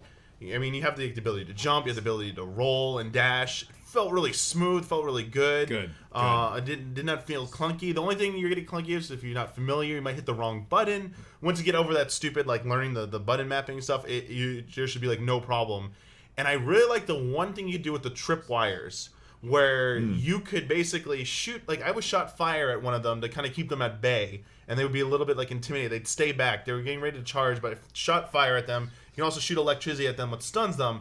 You run up with the tripwire thing. You shoot these like wires into that, then hook into the ground. You aim them down. Yeah, you aim them down. Well, actually, it was cool. I haven't played it, so like I don't want to correct you, but like one thing that I really liked looking about the demo is that I imagine it'd be so easy to be like, I got to shoot there, and then I literally have to point it all the way down and shoot. I don't think but it looked like there was a little like it was an animation thing. You didn't have to actually aim and shoot down. I just shot at the thing. I targeted the enemy, fired it, and then it just did the animation where it hit the tripwire hit them, and it locked into the ground. And then you just had to shoot about like roughly 4 into them, and then they would try and fight it, and they would tip over, and it was like vulnerable state. Yeah. Now in the presentation they showed us, that might slow down the bigger ones, but they can break free of that, so it can buy you some time in combat. I think there's like a wheel for how long it'll like stay down. Okay. So I guess I was doing unnecessary camera movements then. Okay. I feel like you have to aim down a little bit. Like you got to plant it. No, I was totally just had the reticule over the enemy and just fired away. There's a reload time. You got to wait like 3 seconds to fire another one. Yeah. But you definitely did not have to fire down. In the press conference demo, her head didn't look down. It was just her hands. Okay. Like she just planted it. So I want to say one thing about the game. I'm in love with it. I think we should definitely, to set your expectations correctly, think of it as an RPG. Yes. Because there is there's some open world jankiness that you get used to with RPGs. generally in movement. You know what I mean? Like a slight stutter of the steps when she's like climbing stairs. Yeah. You know, like the one you've seen it in the trailer when like the 1v1 conversation. Just like the facial animation isn't as good. Exactly. Like that was probably the most off-putting thing in the demo, both the presentation and what we played, was the conversation. Like it was Skyrim levels of stuff with like, you know, no, maybe not as bad as Skyrim, but it's still there. The weird, It definitely looks better awkward, than a Skyrim character. Yeah. It does. But think of it that way. Think of it as an RPG, a big RPG. So it's definitely definitely want to echo that sentiment. It definitely looks very good. Like it technically very, very impressive looking game. They have skill trees for your abilities. You were like, what was it? Not a ranger. They had a term for it, like a hunter. On the demo I played, I couldn't open up the menu. They said you can't. Yeah, I was gonna say, but in the presentation they showed us like there were 3 tiers of like classes, and under them were a subset of abilities which you will unlock, like skill trees essentially. And of course, like you can change out the gear. They bought new gear from a trader at the beginning of the presentation, and that's where we saw like the elemental slot, or not elemental slots, but enhancement slots to slot in stuff like that. But it's definitely more of an RPG. It didn't feel like there was a lot of exploration. There was a lot of, it was more quest driven, and it felt in the presentation they had a bunch of side quests activated, like the exclamation marks were above people's heads. I think you saw it every presentation I did. I didn't see those things. They were all over the place, and the guy's like, we're going to ignore those now. We're just going to stick to the main story. They did zoom out the map. It got blurry at a certain part because I don't think they want to see as far. It's giant, but it did feel a little bit like maybe things are in sections. Even though you can go anywhere, it's definitely sectioned off. No, not loading-wise, but definitely, you know, it felt like we were in a valley right there, which they did call the valley, but it actually felt like it. And you would get to like the pass, which would lead you to the next zone. It was definitely more about it was very more combat heavy. It was definitely felt like it was going to be more quest driven, and it definitely had a more RPG feel to it. And I'm bringing this up because I keep seeing it being compared right now to Zelda. They don't feel the same game at all if they're playing both. They just might look similar. The man versus, you know, technology, giant open world. That's really about the end of the comparisons in my opinion. Any idea of how long Horizon is? I think they told me or said something about like 35, 40 hours for the story. Oh, I expected way longer. I don't know. I might be wrong. I went to a lot of things this week, so I don't know if that's entirely true. Yeah, I guess it's a Final Fantasy. I thought they mentioned something about the length, and whatever I heard sounded good. I was just like, okay, that sounds fine. Yeah, you're right. 35-40 is actually great. That's. But don't quote that number. That could be wrong. I do remember hearing something, and my mind just said like, that's fine. That works. I have a question. Sure. Ammo. Ammo's great, dude. It's great. You craft it. You craft your arrows. So you can run out. Yes, totally. So do you have like arrows and then you can like charge them with different things, or is this like this is a fire arrow, this is a lightning arrow? You have a count for each type. So like the fire arrow, like I think you had like 10. You had 10 of like the lightning one. You had like 25 of the default style. Got it. Okay. Yeah. Yes. Neat. Yeah. I'm head over heels in love with this game. They still haven't said, I think, who the voice actor is for the main character. Because I keep saying it sounds like the Legend of Korra voice actor, Janet Varney. Okay. Stream chat was saying it's Ashley Birch. Ian was like, she sounds familiar. Yeah. It does. Honestly, it does. It sounds like her. But who knows? Yeah. So who knows, but... it sounded pretty good. Like I like the voice work that they did. That's nothing on IMDb. I tried to don't try to sleuth it. People can put fake information there. Yeah. Not a good source. I was a little reserved about the voice acting, only because they felt very modern. You know, like you're crazy. Like honestly, it's a little 20th, 21st century for me. Like, maybe the writing is. But the performance, I think, he actually, he puts on a primitive layer to his speech. I think, absolutely. I want that. Like, if he's doing that, I want more of that. If they're still Who recording are you talking about? more of that. Just everybody. Her, the way she was talking to herself, it sounded like sounds like someone that I could go have dinner with. Like, it does not sound like someone, if she just, popped into On My World, I wouldn't be like, where are you from? Like, she just sounded like a normal person. Where, I would, if this is such a primitive society, not primitive, because they have amazing technology, but, if this is kind of a lost, society that is kind of looking for, who are we? Why is this world the way it is? We're happy in our own secluded little place. We've been here for thousands and thousands of years. Yeah, Jones, I wish they didn't add that extra VO to the stage demos. I don't know why they do that. It's not in the game, and like it's warping Jones's perspective on the game. Yeah, if that's for sure. It is a minute concern. I know, I'm scraping for things to bring I know, up, but it has an effect on you. It has an effect. I just liked her attitude that she had towards stuff. I am in love with what drives her as a character. I think that is so fascinating. Like, and match the person who was like, if you're the one who'd be out there fighting, like that's the personality I would expect out of somebody. Because a lot of open world games, will try to set up story, and then the how the person discovers things, you're like, wait, didn't you know that? Like, why wouldn't you know? Like Sleeping Dogs, like he's from there, so it's like discovering things is kind of weird because they're like, didn't you grow up here? Whereas like she doesn't know anything and you don't know anything, so like you can really explore these things through her and like discover things at the same time. I just imagine being extremely connected to this character. I'm really looking, I'm pumped. And I don't think people are gonna mind like some of the combat does involve being like using stealth mechanics. Again, it's great. Hunting. You feel like you're hunting. Naturally hunting. And you want to like get their attention sometimes. Like they'll go into the yellow like caution mode, like Metal Gear. I caught a glimpse of you. I'm gonna go look over by this rock, and they'll go circle around it, which is like the perfect time to sneak around them. The same time in the presentation they showed us, you encounter, they encountered a more dangerous, the source of the corruption, which is a more aggressive, ferocious like robot monster, whatever the heck they're called, that no one had ever seen before. Like, and your character has seen a lot. They'd never seen something like this. And one of the things they were doing was laying out these bombs. I'll just call them bombs that you would shoot and detonate as they walked, at you. Like they just, I'm gonna zerg you. You baited me over here. I dropped it down, shoot it, explode. But it did seem like there were so many different ways. Like you could just get on your mount and cheese it from far if you have enough ammo. It does damage. Just sit back. You get numbers. And if you aim precision wise, target the these glowing. I mean, they're not all glowing weak spots, but it seemed to be that was the general rule of thumb so far. Yeah. If you're good enough in melee combat, you can get up there and dodge around, being like looking awesome, doing the physical combat, get out of there, dodge, get in more hits. So. Did seem like there was a stealth aspect. There was like the range. You could play range, and you could also play like close melee.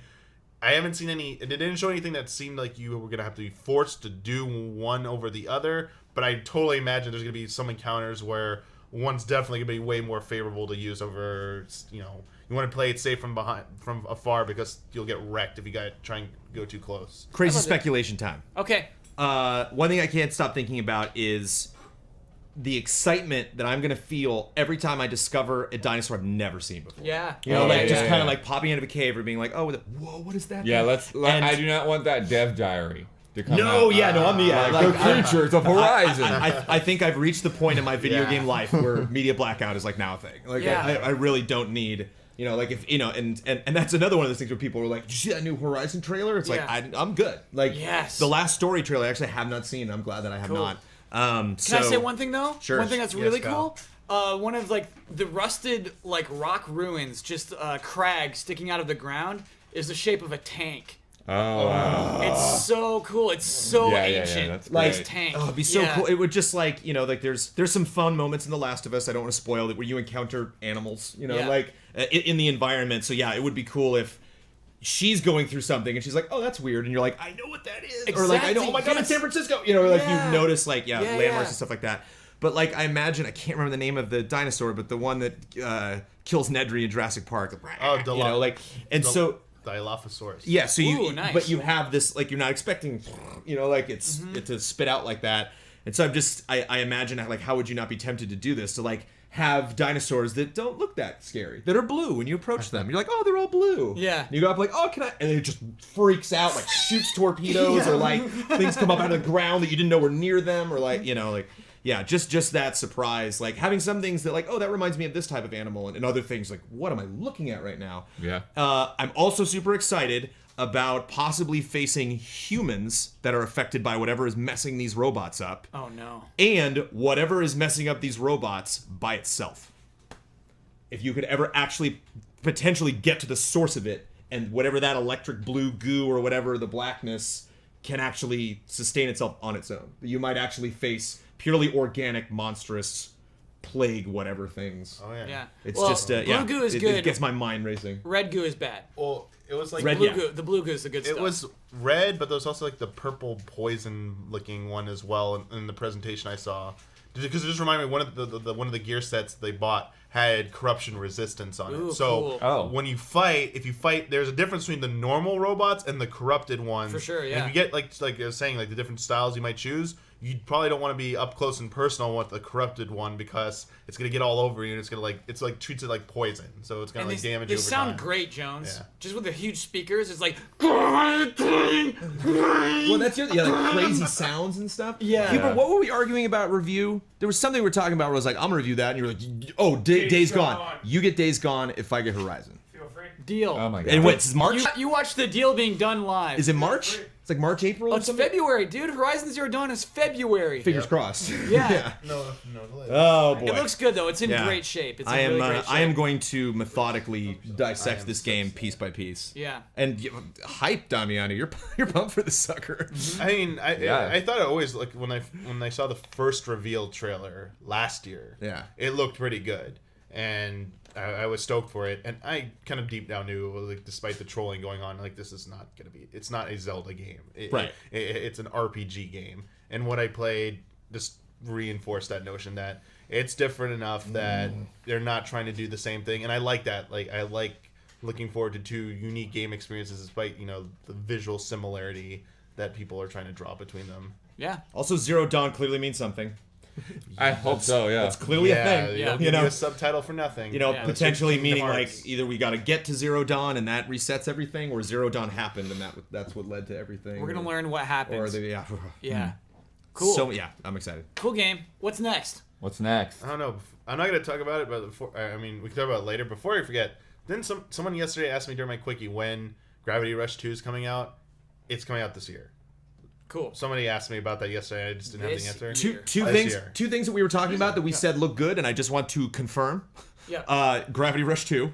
Okay. Boy. You Looks- played some Gravity Rush 2 too? No, I just watched it. Okay, I just cool. like looked over somebody's shoulder, and Kingdom Hearts 2.8. Oh boy. See? Oh See? boy. It does look good. Woo! Like out of the corner of my Jones right eye, here. I actually Yes. put in. I was waiting at the Square Enix booth for everybody, and I put in like 10 minutes. I was like, well, I might as well play some Dragon Quest Builders while I'm here.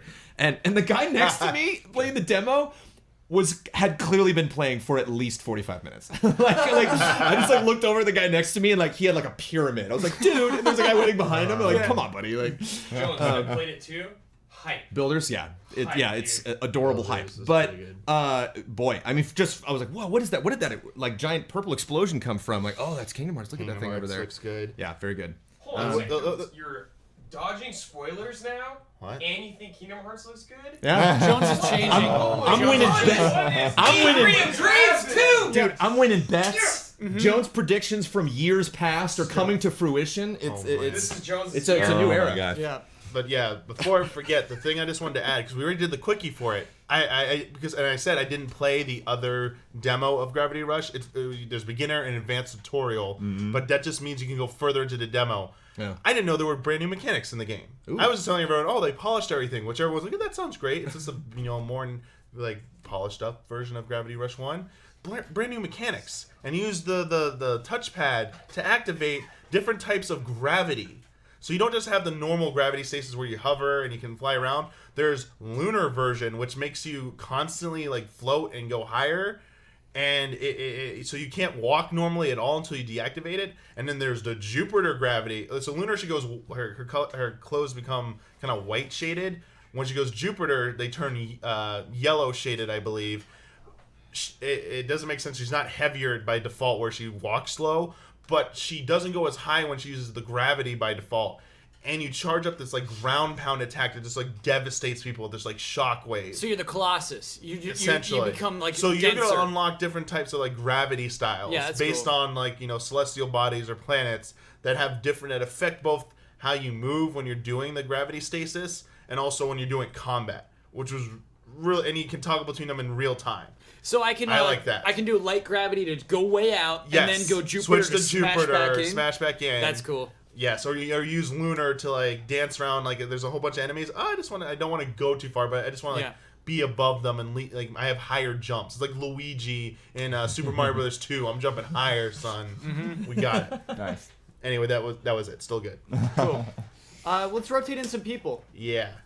I gotta. We need to rotate Damiani onto I gotta do to do what I want to do because there's 2 games that I want to show footage of, and let me somebody wiggle that mouse cursor Just over a there. little bit. Okay, I'll get you some chat. But yeah, the first one Forza Horizon 3. Just because there's not a lot to say about it, so I think it'd be easier to just sort of like talk over the footage and whatever comes to mind. And then the other one I would just we'll get to that after we do this, but it just is a very hard game to describe, so it would be easier. Huber, to what else it. you got other than For Honor? People are screaming for that, but I think we should crunch on For Honor, probably. That's a good crunch. Watch Dogs 2. Oh my god. Oh yeah, between Watch Dogs 2 and For Honor, we're crunching on For Honor. Yeah. We're taking a giant bite out of that game. Oh yeah. Big. Forza Horizon Viking 3. size puppy. Viking size. Turkey like it's a mead. Hubert, can you get in there for Blood, real quick. How many clips of Forza did you have again? I just have the one clip, so yeah, just cue that guy up, and then Was this provided by PR or is this you playing? you can full screen it. Okay. That's me playing, All right. All right. and then you can just skip past the loading screen. All right. So I'm gonna Nice. give you a second. And I'll Kyle, we should definitely do a lightning round as well. Quickies. I love quickies. I got quite a few quickies. I mean, I've got. I don't want to do 2 minutes, but I've got quite a few things that will go by fast. Do you want the Settle audio in. muted on this sucker? What's that? You want Blood's the got audio his muted book on out. this? It doesn't. I don't know if it needs to be muted. You can be lower. I don't know. I'll keep it lower until chat complains. Okay, so that's where you're at. Yeah. So yeah, here we go. So this is the car select. This really only applies to like the first part of because you saw all the different vehicles, so they kind of put you through 3 different vehicles. But they start off with a road car. So you get in a road car. You pick one of those 3. I went with the Lamborghini because it's probably the more unique out of those 3. I like the Batman colors. Yeah, it's all carbon fiber. And yeah, of course, Forza always likes to show off all its details. And then we can probably skip past. Well, it'll go by fast enough. Chat says don't skip. Oh. Don't skip. No, I think that was just the loading. Yeah, so then we get on the road here. And yeah, so here's this one thing. I don't. Oh man, look at that. Blood driving right now? Yeah, this is me. Blood on the track. I don't think. Oh man, I'm there. Look at that. On the stream, you'll probably be able to tell that much of a difference.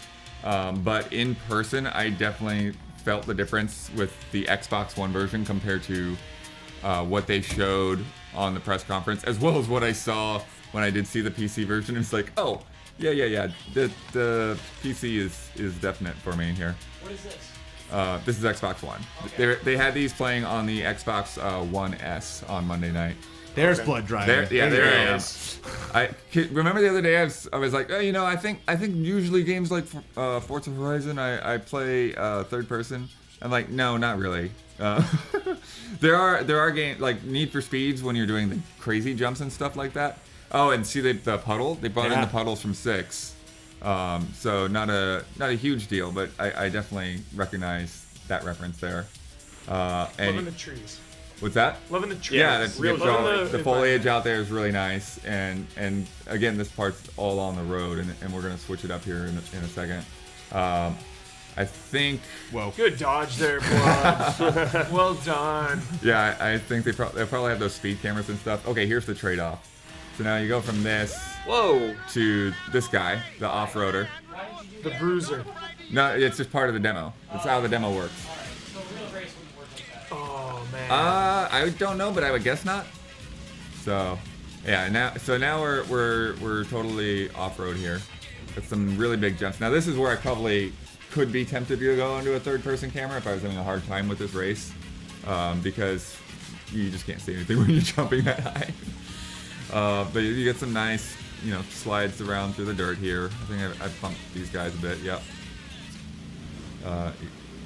Lights come on automatically. Got some interior lighting there too. And then here's the beach. Remember the beach from the? Yeah.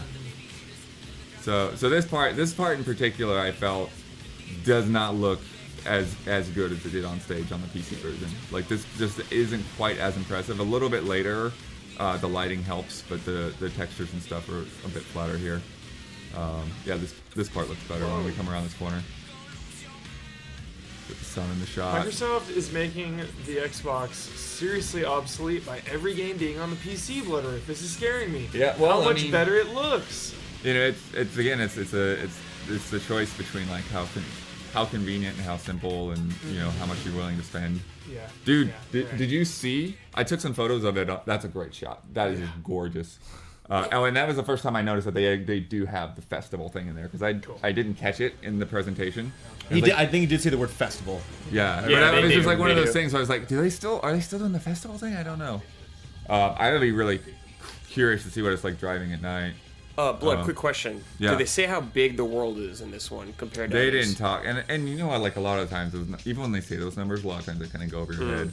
I'm sure they will say it's the biggest that we've ever done and that sort of thing. And then, so now that we switch over to the last car, this is the same race they showed there, where you have the guy in the Jeep dangling from the helicopter. It's so ridiculous. He's getting beaten into trees and stuff like that. You'll be racing me in the Jeep. Oh, and it'll be suspended from that helicopter. But no, in the Microsoft booth, did you see the PC build they had in there? No. Let's put on a show. There's like 8 RAM sticks, and then a 6 terabyte hard drive, and then 2 solid states under that. And then I swear the back of this thing had like more than a dozen USB slots. And liquid cooling, like the whole thing like opened up like a freaking case in Borderlands. I mean, it was just hilarious. I've got photos on my Twitter of this stupid PC. Question from chat: are there animals? Are there animals? You know what? I haven't seen animals. I wouldn't be surprised if there are. Like we've got to have some kangaroos and stuff. Didn't they show kangaroos in the trailer? Yeah, you're right. Bouncing around? Probably Yeah. some birds. Yeah, Gotta have there's birds. definitely got to be some birds and stuff in there. Yeah, let's be yeah. honest. Yeah, well, I mean, we might see some. Let's keep an eye out. But, yeah, there's the festival, the Ferris wheel. There's some more of that splashing water. This car doesn't have a windshield, so Bloodworth, name. don't criticize it for not getting on the windshield. Bloodworth, name the first game that pops into your head that features a kangaroo. Go. Game that features a kangaroo. Tekken. Oh, yeah. Wow, good pick. What's the PS2? Streets of Rage 3 for me. The PS. Streets of Rage 3. They say Tekken guy. they say map size twice of the last game. Okay. Isn't that a PS2 platformer with kangaroo?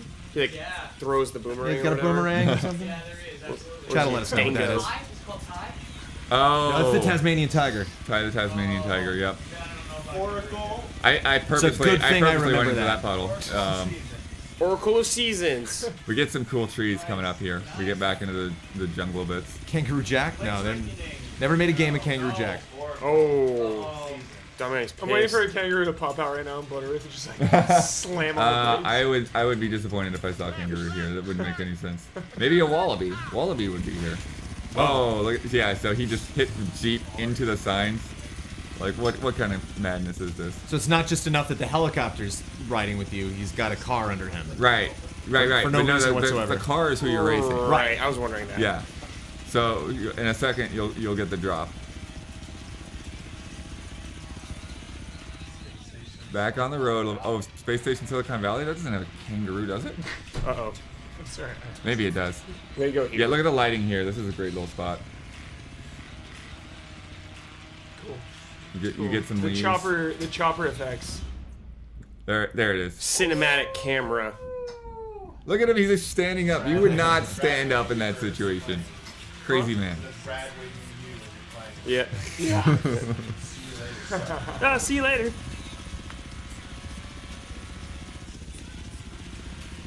Yeah, I was definitely had the feel of the controls at this point. Call it when you're ready to drop. Okay, There he goes. finish line. Cut me loose. Yeah. And Finish. finish. Well Yeah. done, First Blood. place. Well done. Yes. Super cool. So that's race. the Horizon 3 demo. The next game I'm going to talk about is entirely different. And I'm actually going to skip ahead to today because that was actually way back on Monday.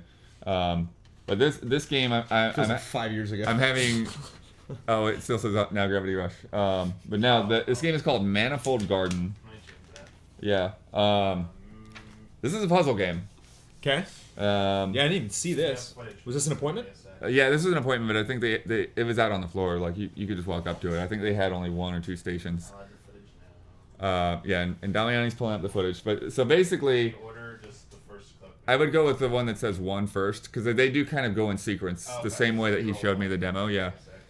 So it's inspired by like MC Escher kind of paintings and like staircases, and there's like very geometrical shapes and stuff like that. And here we go. Ooh. So you're walking through these hallways, right? And simple, easy mechanics. But now, okay, you've got to you can switch gravity. So you have completely full 3D space here that you're walking on, and then these blocks. So each wall, each direction is a different color. So like, and the blocks only respond to that color of gravity. So this is a puzzle here. He's showing exactly how to do it.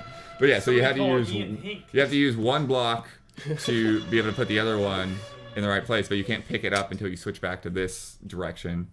And then you follow the line, you go up the wall, you go through the door, and so there's a lot of this kind of thing.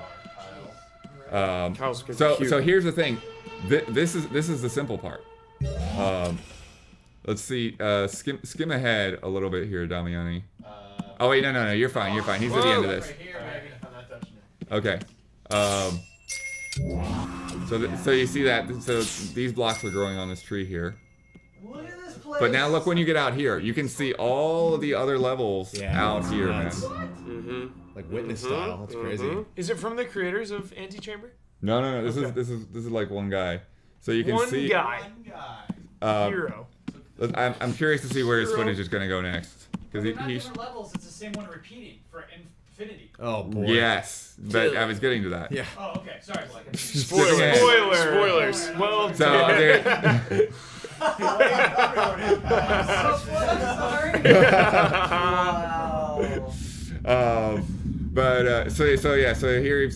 that one's created the bridge, but now here you can jump off and land on a different level, or you can not land and just keep going. Whoa! That was crazy. This game is No Man's Sky. It's not real. But here's the thing, it just keeps going infinitely. So like if you drop a block right off the side of the floor, you'll just see it above you, and it'll just come right back down, and then it'll pass again. Okay. Yeah. So it just keeps going infinitely. But it's like almost like a portal, where it will go down and then come back through the top like a wormhole. Right. You'll see like it's not like infinity space below you. It's a paradox. Cool. Yeah, well, yeah, like again, like you'll pass this level, and then you'll see it again below you, and you'll just keep passing the same. But all of these things, there are actually different platforms and different levels out there, and then. I don't know if we'll see it in the footage, but then he also shows there's like a place where you activate a waterfall, but then once the waterfall goes off the cliff, then it becomes like a waterfall loop. Infinite. It's like an infinite waterfall, and then when you switch the gravity, because again you can still switch the gravity out here. You can go in any direction in any of these infinite ways. When you switch to gravity on the waterfall, it freezes just like the blocks do and becomes a bridge that you can walk across. Is it VR, Bloodworth? He didn't say anything about VR, no. Oh. I heard him say that there was like no way. Yeah. I mean, I think he just like hired a couple of people to help him finish it off. It's one guy. Yeah. He's doing his best. Yeah. He's working overtime. Yeah. And then what Staking else? his life on it. Believes in it. Yeah. This is a Manifold Garden.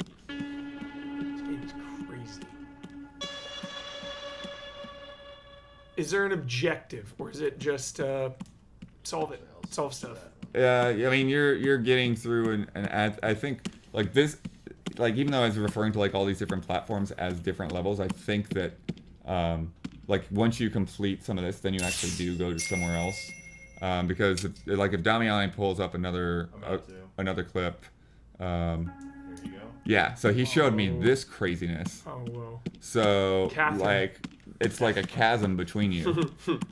So the door that you need to go through is on the other side. You can see the door. Oh my so god, dude. What? So you have to get off here and then make your way to the door. Which So change the gravity. yeah. So I think we'll see him do that in a second. He's just showing it off, Kyle. Yeah. Oh man. It's an Inception. What systems, Butterworth? What platform? I mean, he was playing it on PS4. I'm sure it's probably on Steam as well. When's the release date? It's actually in a couple of months, I believe. Coming up. Let's see. This is really crazy when you actually do it. Is he doing it? There we go. Oh my We're in Interstellar now. Space between dimensions. Christopher Nolan It's weeping right now. supervised the development of this game. Down. So you can just stay in the center space. You're just falling infinitely past the same things over and over again. Now it's like 2001 Donkey I want to play the Interstellar music right now. I really do. Space Let's see what Odyssey. the next clip's got. Okay, sorry, I didn't realize it was that short. I'll bring it up. No, that's fine. Adding it now. There's another mechanic he showed. There's one that I don't feel the need to bring up. There's another one he showed that was kind of interesting. He only kind of played with it. He didn't show me how it works into a puzzle or anything. Oh yeah, this area is pretty different. And he also he showed out here like there's like different filters and stuff. You can apply like a photo mode to create like wallpapers and stuff. Well, it's like a hotel. There's peach trees in the background here. Yeah. I am the law. It is. Whoa! This is a Dread spoiler. So he's just moving forward on the analog stick to just slightly move forward Yeah, while yeah. he's falling. Yeah, footsteps still. Yeah, but you see, like it's easy to forget. It's like, oh, I can still change gravity. But I think you have to be on the surface to do that. Yeah. But now this whole this tower's surface that you can land on. It's freaking nuts. What's our next clip, Bounty, on us? You want me to do the next one? Yeah, let's finish this off. Oh, this is it. Here we go. Now, see those giant blocks have colors as well. So, at some point, we're going to have to move these things back and forth with the infinite falling and get them into the right places like Tetris pieces. Tetris, Kyle just a lightning bolt went above his head. I don't know. I'm like a little overwhelmed. Right. Yeah, Well, because this is he's jumping forward like, 5 hours or 6 hours into the game at least. I adore open Overwhelmed. world games, but a lot of people always give me the criticism. They're like, I never got into open world because I always get so stressed out whenever, like, that first moment when I look at the open world. Yeah. And, like, I'm Yeah, kind of feeling there it that is. right now. It's moving. Whoa. Oh, there it goes. So you can't jump. You cannot jump. There's no jump button. This is making Kyle anxious, like nervous, Yeah, I got a little. sweating. So, let me see if there's anything that he said that we didn't show you, but we can keep looking at this. Where the heck is he going now? Oh yeah, now he just went on top of it. Where's Mario Galaxy platform?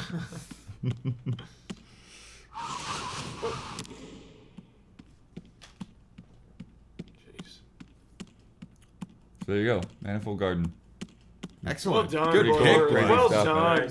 Change of pace. Well done. Hidden gem. So I've got some other things that I can go through a little bit more quickly. One of them is I got to play a little bit of Song of the Deep. Oh, cool. Yeah, That I is- was curious to make time Yeah, for the it. Insomniac game Cool. with the submarine. Cool. I think it's another one because it's coming out like next month. They kind of just take it from sort of the opening of the game, and so you're, without going too far into it, you're basically a little girl who's searching for her dad. Her dad's gone lost at sea, so she's like, Aw. I'm gonna build a submarine. Adorable. And, yeah, Adorable. and there's like a really cool it's kind of like a children's book, like illustrations and stuff to kind of start things off. You're always a submarine.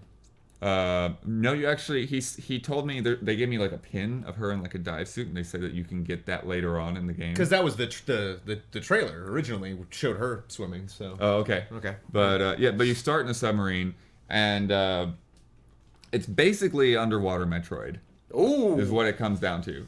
You have this big open system of tunnels, and and you take your submarine through hidden passages, and you find power-ups, and you work your way forward. So the first power-up you get is a pretty basic necessary tool. It's like it's a claw, and so you can use that claw like closed up to like spear enemies and attack enemies. You ever play Pixel Junk Shooter? Yes, it's very much like that. Okay, So exactly what it reminded me of. Cool.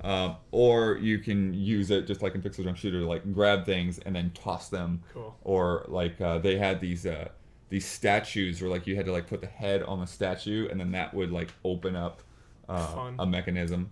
I think the second power up I got was it was like a boost. So like you could just boost your submarine for a short amount of time. And that would let you get through places with like strong currents. So it kind of gave me that like Echo the Dolphin sort of, reminder. Like I got some of that vibe because Echo the Dolphin really was like that as well. Yeah, you're swimming around. Swimming around through all these tunnels and trying to find your way through. Although it was more of a level based. Like once you got to a certain point, then you would cut off to the next level. And it was supremely unfair. Echo the Dolphin. I suppose unfair enemy design. I love it. Anytime some Genesis is brought up, I get emotional. Mike's ears that game was up. way too hard for me as a kid, Blood Earth. And then the other power up I saw was Searchlight, which the only use I saw for it was there are these jellyfish that were sort of acting as a barrier. And when you shine the light on them, like they got scared and they kind of moved out of your way. Oh, okay. So you could get past the jellyfish. I'm sure there's probably other functions for it. But yeah, cool game. Nice music. Will be out next month. Cool. I'll just go backwards through my notes. Insomniac's just doing all sorts of weird stuff. Yeah. It's like we still haven't. I thought we were maybe going to hear something about their like Cthulhu VR horror game. Yeah. The Edge of Darkness or something like. Oh, Edge of Nowhere. Edge of Nowhere. Edge of Nowhere, That's yeah. out, I think. Yeah. Is that That's out? That's out on Oculus. Yeah. Never mind. That's my bad. Wait, Blood, that was basically a quickie. Do you want to do some quickies? That's basically what I'm doing. Yeah, but he's doing I don't quickies. want a time limit. I just go through them quickly. Time it. No. It's so fun.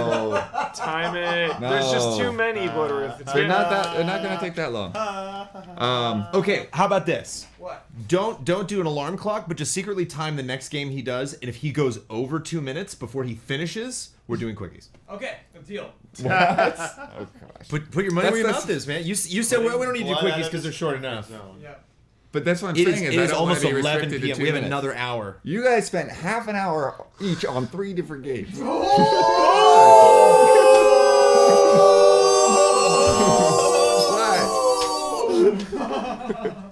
Getting real. All right, we'll see. Don't put it up to me to be the one to go through everything fast. Okay. And actually, this isn't going to take long at all. Eitr, did you guys see this? How do you spell that? EITR.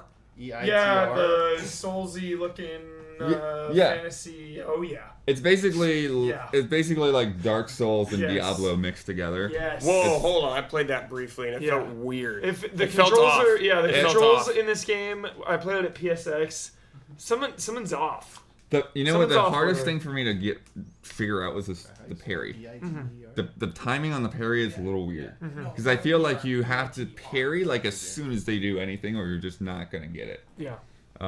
But yeah, like they took like the Dark Souls HUD. They're just like, well, just copy and paste that, and we'll put. Yeah, that there's on. like literally a humanity counter too. Yeah, the counter and the life bar and the stamina bar.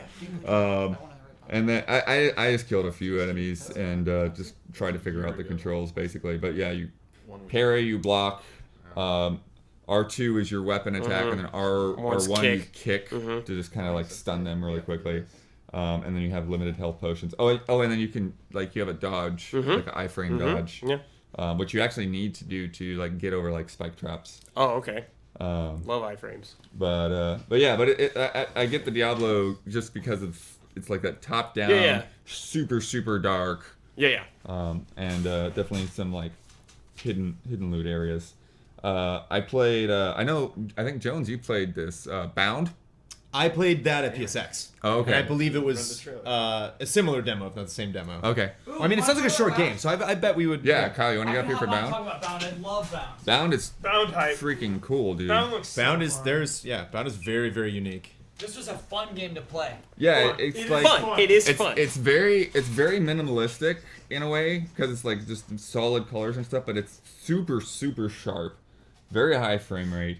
You've got like this character with like a flower mask on, and everything that they do, like all of their movements are like a dance. It's like a dance routine. Yes, imagine jumping and like crawling. And like even when you shimmy across ledges, like it does she does a little, like, he or she ballet does the thing with the toes. feet. Yeah. Yeah. I think it is a she. Yes. Yeah. Oh, it's Can't absolutely a remember. she. Yeah. When she's doing wall jumps, she'll like come and do this and then like flop to this. Everything looks and it's all smooth. You know what I Yeah. mean? It's not janky in between. Everything is really well Yeah. animated and in Yeah, between. the animation is incredibly impressive, especially Yeah. because, like I said, they're doing like really high frame rate on it. I didn't get to check out the VR version, but I was told the VR version is a whole nother level because it's just it's one of those games that like, you really want to like be sunk into as much as possible, even though it's third person. Like having the headphones on and just like hearing like they have this piano music that as you get into more weird crazy stuff like gets into these like fat dark synths. Fat dark Sins. What a hilariously awesome description. But what's crazy is you're going like as you're going through the world like Sorry, I just imagine with your books being like, those synths are fat. I mean, yeah. That's a fat Fat sin. Continue, buddy. but like the music and the visuals are all just mesmerizing, you know? Yeah. Because as you're walking up to things, like you can't really like see a whole level. It's sort of shifting and forming in front of you. If you get the camera behind the wall, then it breaks open a bit so that you can see your character. The polygons. Yeah. Yeah. And then there's this wave of like cubes and stuff happening in the background. Damian's got some footage Yeah, up there. watching it. It Nice. helps to This- see. It yeah. helps The to see world it. is also very intimidating. It looks Yeah. very beautiful, and obviously it's very graceful and colorful, and there's not a lot of like darkness going on. You can really see everything, but they don't speak English. Their voices are very echoey and distant. But there is there are subtitles. There are subtitles. Yeah. And your mother is like the queen of this realm, but it's kind of it's weird because there's nobody else. There's no people to be a queen of. It's just like all these geometric shapes bouncing all over the place.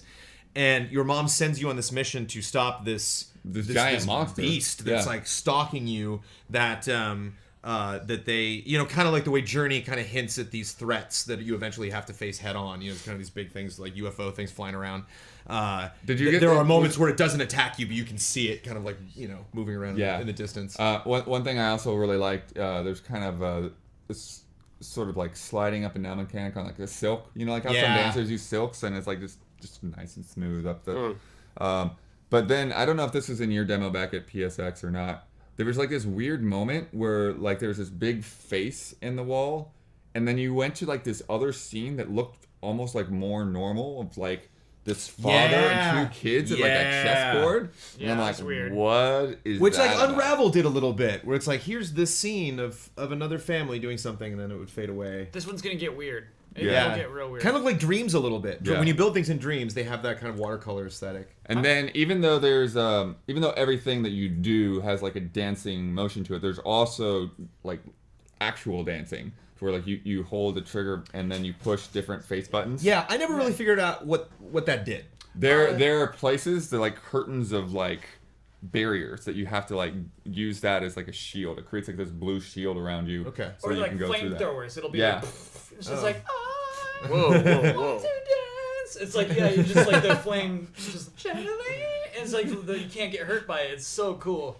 It's really cool. It like dances your attack. That is not true. Eagle Flight looked bad. It was better last time. Only Yeah. didn't have screams and But yeah, we can move on. multiplayer. We spent a long time on that game. Yeah. Anyways, another crazy quick one. Cluster Truck. Oh yeah, baby! I love Cluster Truck. Thank goodness. Yeah. So Blood picking up all the loose ends. it's a platformer where you're jumping across semis.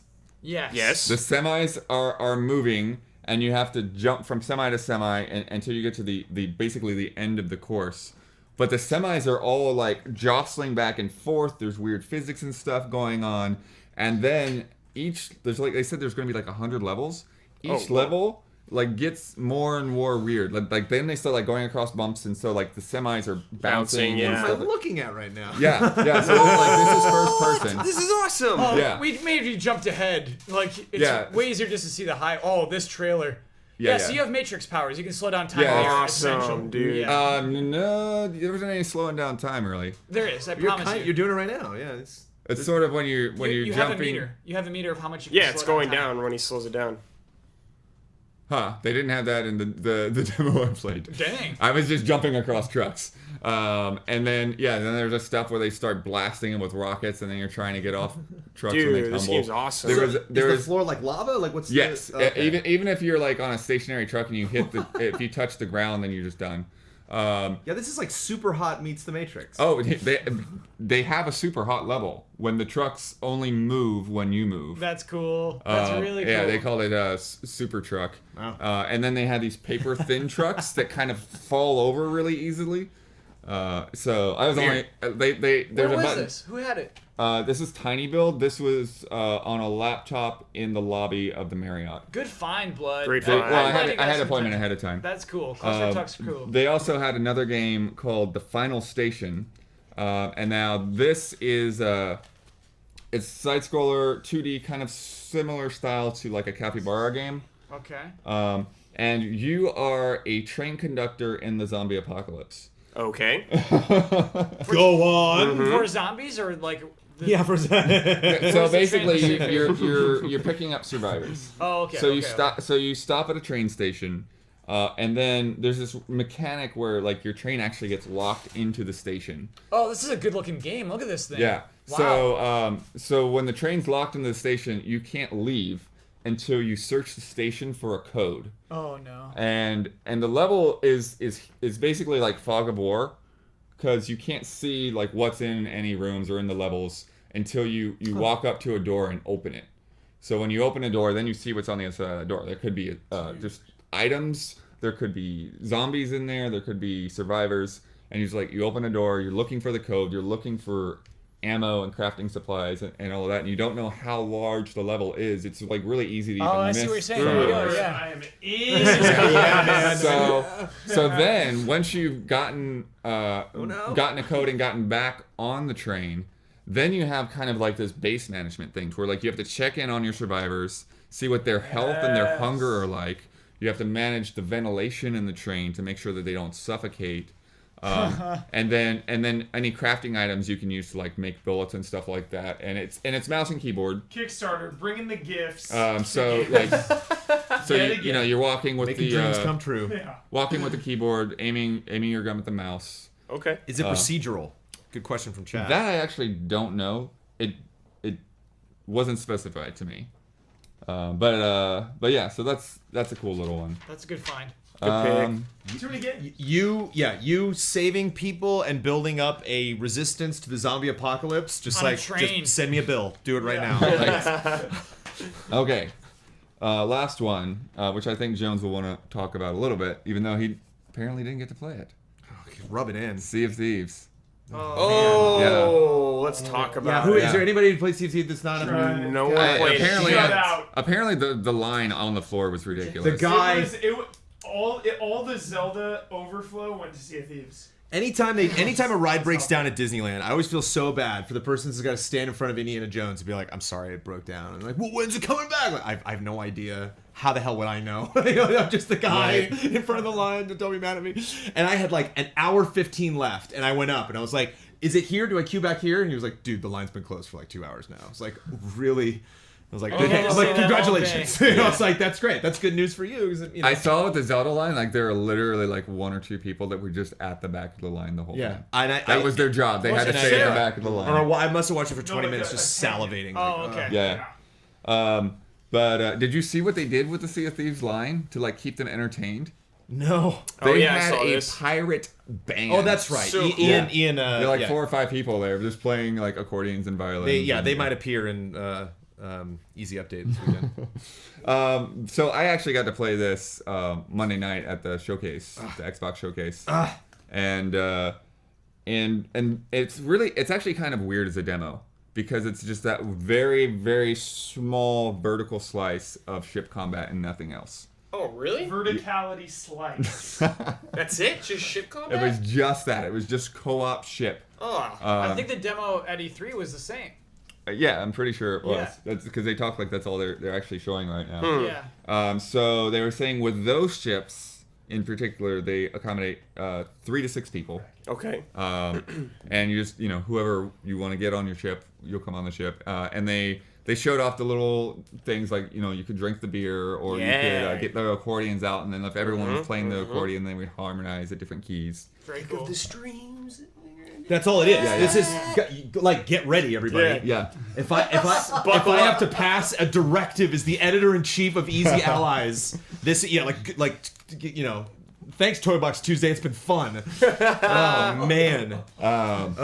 But so then when we were actually on the ship, Tuesday. The one I just real quickly, the one moment that I saw that I was like, I gotta walk away from this. I can't. This is killing me that I can't play this. I saw 2 ships collide with each other, and one bounced off, but not before one guy jumped off of the boat onto the enemy boat. And I was right behind the guy that was steering the boat, and he started freaking out because he's like, "Guys, I'm steering the boat. Where is he? Where is it? Like, just find this guy because he's gonna start. You can kill people, right? Like, no, that's the funny thing. Okay. You actually don't have any weapons in this demo. In the demo, but imagine that, Right. If you have imagine stealth, Huber. Imagine stealth, dude. Imagine if you got out in the water and we all came by and made a big noise and you just snuck on the ship. Yeah. Some guy's downstairs just hammering, trying to fix it. You Black Sail style. Yeah. Yes. I mean, I don't know. I don't know if you can do that, but. So once we're on the ship, then it gets really interesting because everyone has to have jobs. First you've all got to get around the wheel and push the wheel to raise anchor, and then people have to get on the sails, the different parts of the ship, and get on the sails and lower the sails and then angle the sails into the wind. So Blood, can you not play this game alone? No. Whoa. So you can even get a rowboat? Well, you can't. There are smaller boats that you can pilot by yourself. Oh. So basically, but you can't get on a ship. On an enemy ship, just lurking in their dry goods area. Well, the thing is, liquor room. it sounds like you're. Yeah, I mean, what's curious about it is it sounds like you're not necessarily at least from what they said so far, you're not partied up into factions or anything like that. It's you're cooperating on the ship because that's the ship you're on and the people you're free with. agent. So, I mean, you could at any time just probably turn it around. Wow. Wait, I'm sorry. Actually, yeah, somebody was actually trolling by they got on another ship and they were putting their anchor down when they were trying to steer. The biggest question I've ever had about this game is how does it treat death? Can you die? What happens when you die? There was no form of death in that demo. Part of the demo. Your ship goes down and then you're swimming in the water and you're watching your ship go down. Mutiny Monday. Spideyson has it. There it is. Mutiny Monday. Mutiny Monday! I love that! But it was interesting. I ended up being on the captain's wheel. But even on the captain's wheel, I was completely reliant on other people. Because again, they've got to angle the sails into the wind. Mm-hmm. Yeah. And then I also had to have a lookout because the angle, you can't actually see where you're going. The sails are blocking your view. So you're kind of having to do this or that. So you need someone in the crow's nest? You need somebody up there telling you, look out, there's a rock nest. ahead. And there's a tunnel here. Okay, go right, but don't overdo it and that kind of thing. Wow. And you also, again, steering the wheel is, it's not like steering a car or something. There's a delay. So you have to try to figure out how far do I need to steer the wheel to be in the right direction that I want to be. That requires intense communicational skills. Yeah, you're constantly talking to each other on that. Yeah, very cool. And then once there's another ship, out in the distance, then you've got to start heading towards it. Then you've got to tell people to get on the cannons on the right side of the ship or the left side of the ship, port bow. That's so advanced. And really then they've got to manually fire off the cannons. Yeah. At the other ship. But then if you get hit, you'll get holes in your ship. So people have to go below deck and start patching up the holes. So cool. Or you'll take on too much water. So you need a big crew. It's an advantage. It's an advantage to have a big I wonder crew. how big that crew can be. Yeah. I wonder if there's once a ship leaves, port, I wonder if there's a maximum amount of people you can have on it. Yeah, I'm curious if you can't have more than 6 people or Because that'd be nuts to just like, hey, let's take on that ship, and you get there's like like 80 50 people on it. Yeah. I get also max. I wonder what the world max is. I wonder what area max is, especially on consoles. You know, I wonder how much they can hack. Thankfully, it's not. It is a pretty game. When I went by and watched like a good amount of it, because somebody in chat asked if there was a day-night cycle, and they were all playing at night, and night went on for a while. You know, it wasn't like just like a 5-minute day. Yeah, I think if I remember right, we were playing like right around sunset. The limits to freedom. It has to be what we need to know. You know, it's just like how do we how do you get a ship? How many people can you have on the ship? I also saw someone in chat bring up a very good point, which is thank goodness for looking for group now from Xbox Live. LFG, Like, Yeah. I bet that will really come in handy with people being like, I wonder okay. if this game had a direct impact on That feature? implementing Maybe. that feature. Yeah, because it was funny. They were like, "These are the most demanded like features," and Yeah. we're like, "Nobody demanded that, man." But yeah, exactly. That maybe Oh, I bet a lot of people demanded something like that. somebody demanded a social network to like help them find groups on Xbox. Yeah, Live. think of the people that did that for yeah, yeah, Destiny. yeah. There's an entire website dedicated That's to that. true, Brad. Good point. Good point, Brad. Chat also recommended, and I will also consider Walk the Plank Wednesdays and Swashbuckling Saturdays. I like Shiver Me Tuesdays. Shiver Me Tuesdays. Tuesdays. Chat's, so pumped. Chat's really I'm good so at that excited. That's good. I'm so excited. So, Yes. very Good? nice. Yeah. It's a good. What haul else did there, I bud. play at the end? I played a couple of Well, I played I Am Setsuna, which Brad covered pretty well the other day. I played are you through that playing? whole demo. You played the whole demo? Yeah. Where does it end? I thought they told us it was the full game. Oh wait, no, you're right. I did just kind of end it like Yeah, I yeah. ended it like right after the boss fight or whatever. That keeps going, Blood. They just put the whole game on the show floor, and Yeah, they they're try like, to have shoo fun. you away if you play for too long. That's funny. Yeah, actually, that was because of when I was there. That's when people were starting to clear out. So it was the opposite. She was like yelling at people, like, "Hey, there's open station over here." Oh, that's cool. That's really cool. And then I played the Turing Test, which is another first-person puzzle game. And after Manifold Garden, I just couldn't be impressed by it. I'm sorry. Oh, Yeah, well, that's Yeah. the breaks of E3, especially with like with independent games or with stylized puzzle games. Yeah, between Manifold Garden and Bound, like both of those games, like made me like really think about like what I was doing and like how to do it. And this game, it was just like pick up the thing, put it in a slot, pick up the thing, put it in a slot. Like I just went all the way through that demo. Busy work. Without hardly any roadblocks. So, but that it's a demo, so who knows? The game might be. You have to not like something, man. You've had just had 4 amazing hits in a row. yeah, that's right. Even like the zombie train game is blowing my Awesome, mind. yeah. Excellent. Yeah. Cool. Nice job. So are you clear? You done? I'm clear. You're done. Woo, Whoosh. Blood's cleared out. I got 2 little ones and then Okay. I'm clear. Do you want to make them quickies? No, there's just 2. Okay. It's not exciting. There's 2. One I'll be very quick on. Ghost Recon Wildlands. Oh, you got to play that. I thought did- none of us got to that. I did play that. I was the very last demo of E3 of Ghost Recon Wildlands at the Xbox That's booth. a fun feeling. I like that. We had a team leader and Ghost 1, 2, 3. I was Ghost 3. Ghost 2 was a very nice man who didn't say a word, but like a couple times looked over at me and was like, like good job. Play the objective. Yeah. We were giving like eye signals. Ghost 1 was the most annoying co-op partner I have ever played a video game with in my entire life. Was just like screaming, was like the moment that they would try to introduce us to a concept, they're like, so press up to use your drones, just Leroy Jenkins right into the base, like shooting people, like screaming while he's doing it, asking for help. Like at one point we parachute out of a helicopter and he just takes off. And the guy like very like politely is like, it looks like Ghost 1 landed a little far away from the landing zone, but we're just gonna keep. No, the guy actually like team leader. Oh, okay. So there are 4 of us, team leader and 3 ghosts. Sure. They made a point in the demo. Again, I totally missed the Ghost Recon demo from the show, so if I'm just repeating that, apologies. But we started it in an area. Did you have to kill Luigi? Did not have to kill Luigi. Okay, no. then it's a new mission. Oh yeah, there was no gate or anything. Yeah, I think it was a different demo. So had to go into an area. Again, we could throw up drones and scan everybody, but didn't have a chance to do that because Chuckles just ran in and started shooting places.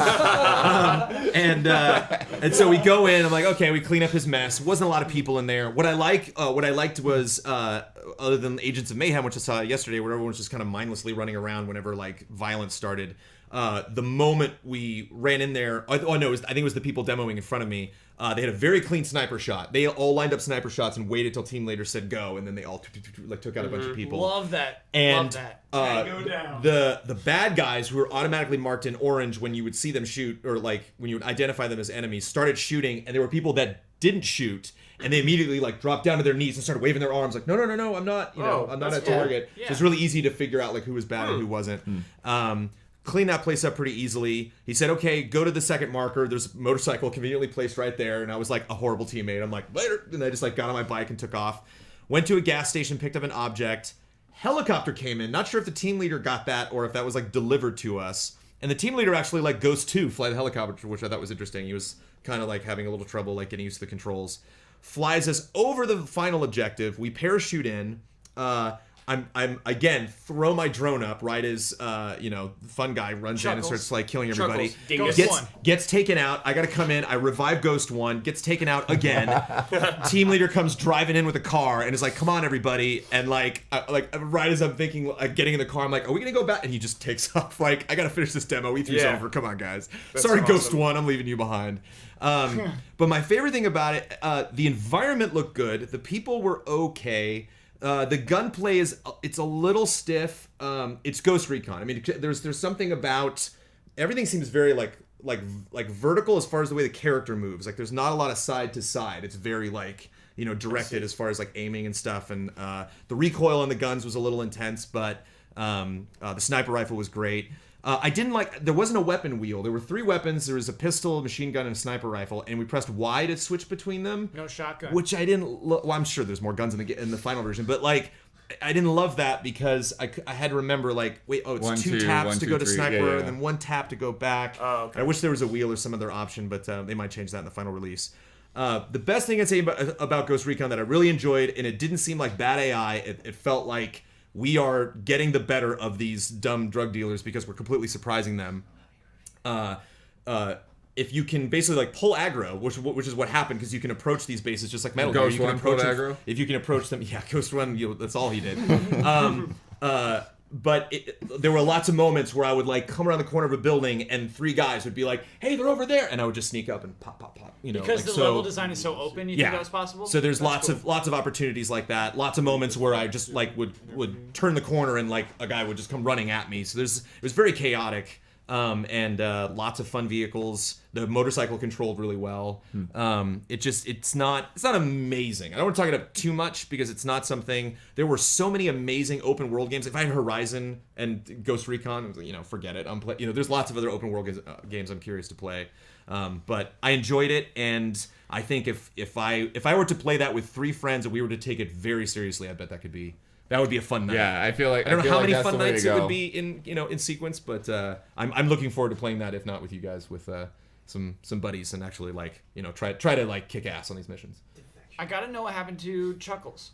Did you really just drive away without him, and then that's how the mission ends? Like he's just left at the enemy base? He wasn't like dead. He needed to be revived.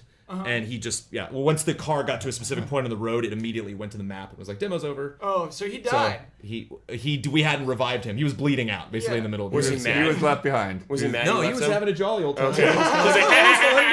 Yeah. But it's like, if I had looked over and seen like someone was filming him, I'd be like, oh, okay, he's a YouTuber, that's his bit. But like, no, he was just making living his life. Making demos terrible for everyone around E3. Just living my life. Yeah. The other thing that I checked out, and I got an exclusive to E3 Green Lantern figure for Lego Dimensions. Wait, I thought it was Green Arrow. Green Arrow. Thank you, Brad. Good catch, Brad. Green Arrow. Good catch, Brad. Some guy would have got pissed. But got Green Arrow from Lego Dimensions. Created an Arrow character in Skylanders. I had some good toy Arrow relations at this E3. Wait in line for the stage demo. Point to WB. Don't play the trailer 50 times while we're waiting in line, and then when we get in to see the presentation, you play the trailer again. That's very funny. Don't do that. Very funny. The guy was clearly a little loopy on the last AV3. Like he was making lots of jokes that didn't necessarily land. They had the weirdest chairs in the Lego room. There were these giant, like, inflatable chairs. So, like, in one row, they could seat, like, 6 people. Huge chairs. I'm like, just get these numbers, and you could fit, like, 3 times the amount of people in each demo. Yeah, I was like, what are you doing? But probably one of the things that excited me most was I found out about 3 franchises that I'm sure you can look up. This might not be news to like more than half of the chat, but there were 3 franchises not in the trailer. Did anybody know this? Three more franchises than what we've seen. Gremlins is a guess? No, that was in the trailer. That was in the trailer. Okay. The Goonies. That was in the trailer. That was in the trailer. You could see Sloth. Okay, drop it on us. Powerpuff Girls. What? I'll do it in increasing relevance to me. Right. Least relevant being Powerpuff Girls. Sure. Slightly more relevant, Knight Rider. Oh wow. One of the things that excites me about Knight Rider is they seem to no matter like the base toy combo you're gonna get is a character in a vehicle of some type. In some cases, like Doctor Who, it makes sense because you get the Doctor and the TARDIS. But other times it's like, oh yeah, Krusty's car, and like what? Like, or like, yeah, like Scooby has a sandwich. It's like, that's a little weird. But like, obviously, you know, Knight and the car like makes sense. And he made a big deal. He's like, Lego David Hasselhoff. Come on, that's like, how's that not a win? Number 1, Beetlejuice. Whoa! Oh, that's a big one, Jones. So that made me happy. That's a big one. Didn't see gameplay of it. Didn't see the figure there displayed. Not in the trailer, but like, they showed a screen of all the franchises, and like it's like 40 at this point. Wait, what was he like though? He's like, welcome to Lego Mansion, man. You know what I mean? Building Legos. He basically went through. They had icons like Harry Potter, dude, like all the things they did so far. Okay. And that was just one that went by. And like before I left, I'm like, you didn't announce that before, did you? And he was like, oh yeah, I think the info's out there, but it wasn't in the trailer. Dang. And then I went out and played it, and it's Lego. I mean, it's not a sequel. There's no new disc. There's no extra thing. I think there's gonna be updates. They said, I think for this first initial release, it's just going to be auto-updated. So like when you try to open up your classic Lego Dimensions, it's going to be like, hold on, there's an update. But they said they're considering and might down the road actually have it be manual, that you have to go into the PlayStation Store, you have to go into, you know, the Xbox Marketplace and not buy it because it'll be free, but like be like, yeah, I got these figures now, I got to like manually download the Ghostbusters pack. Is there a whole new campaign? Because the first game had a campaign. It had a campaign. There's not a campaign, there is a story pack only for Ghostbusters, and it's 6 missions from the new movie, from the female Ghostbusters film, and that works with all 4 of those characters. They actually said they only showed 3 Ghostbusters for spoiler reasons. Whoa. They said the 4th Ghostbuster, the one with the "it's a Cadillac" like that Ghostbuster, was not the figure was not there. So sorry, which Ghostbuster? The one who's like, "it's a Cadillac." I don't know. Can you describe that Ghostbuster? The power compels you. Yeah. I don't know the character's name. I don't know the actress's name. That's the best I can do. Okay. Kyle.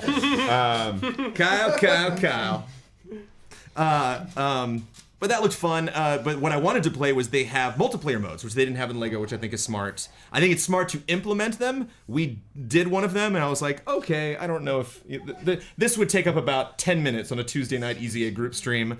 I don't know, and it was 4-player. And what I would love actually is if you could do 4-player split screen co-op through anything, through any of the worlds or any of the modes in the game. I think that would be cool. I don't know if they're adding that with the new stuff. But anything else other than the story mode that's new, all you got to do is put the figure on the base. So Mission Impossible, you just got to take Ethan and put him on the base, and then that unlocks all the Mission Impossible stuff. So I remember when you were playing the game, there was like, I guess the world, like the moon, basically, that had the portals to all those worlds. Yes. So the new stuff is just gonna like expand onto that. Yeah. It's not a new moon. It's like so when you boot up Lego Dimensions, it'll be like, hold on, we gotta do an update, and then when you go into that area that has all these portal openings to these different worlds, there will be Mission Impossible, and I'm sure they'll be grayed out. So if you don't have Mission Impossible, it'll be there, but it'll be like, no, you can't. That's gonna be a huge. You can't update, access that world. It's gonna be like 15 gigs. There's a lot of stuff. Yeah, it's like Gremlins, Adventure Time, Mission Impossible, all the ones that I mentioned too.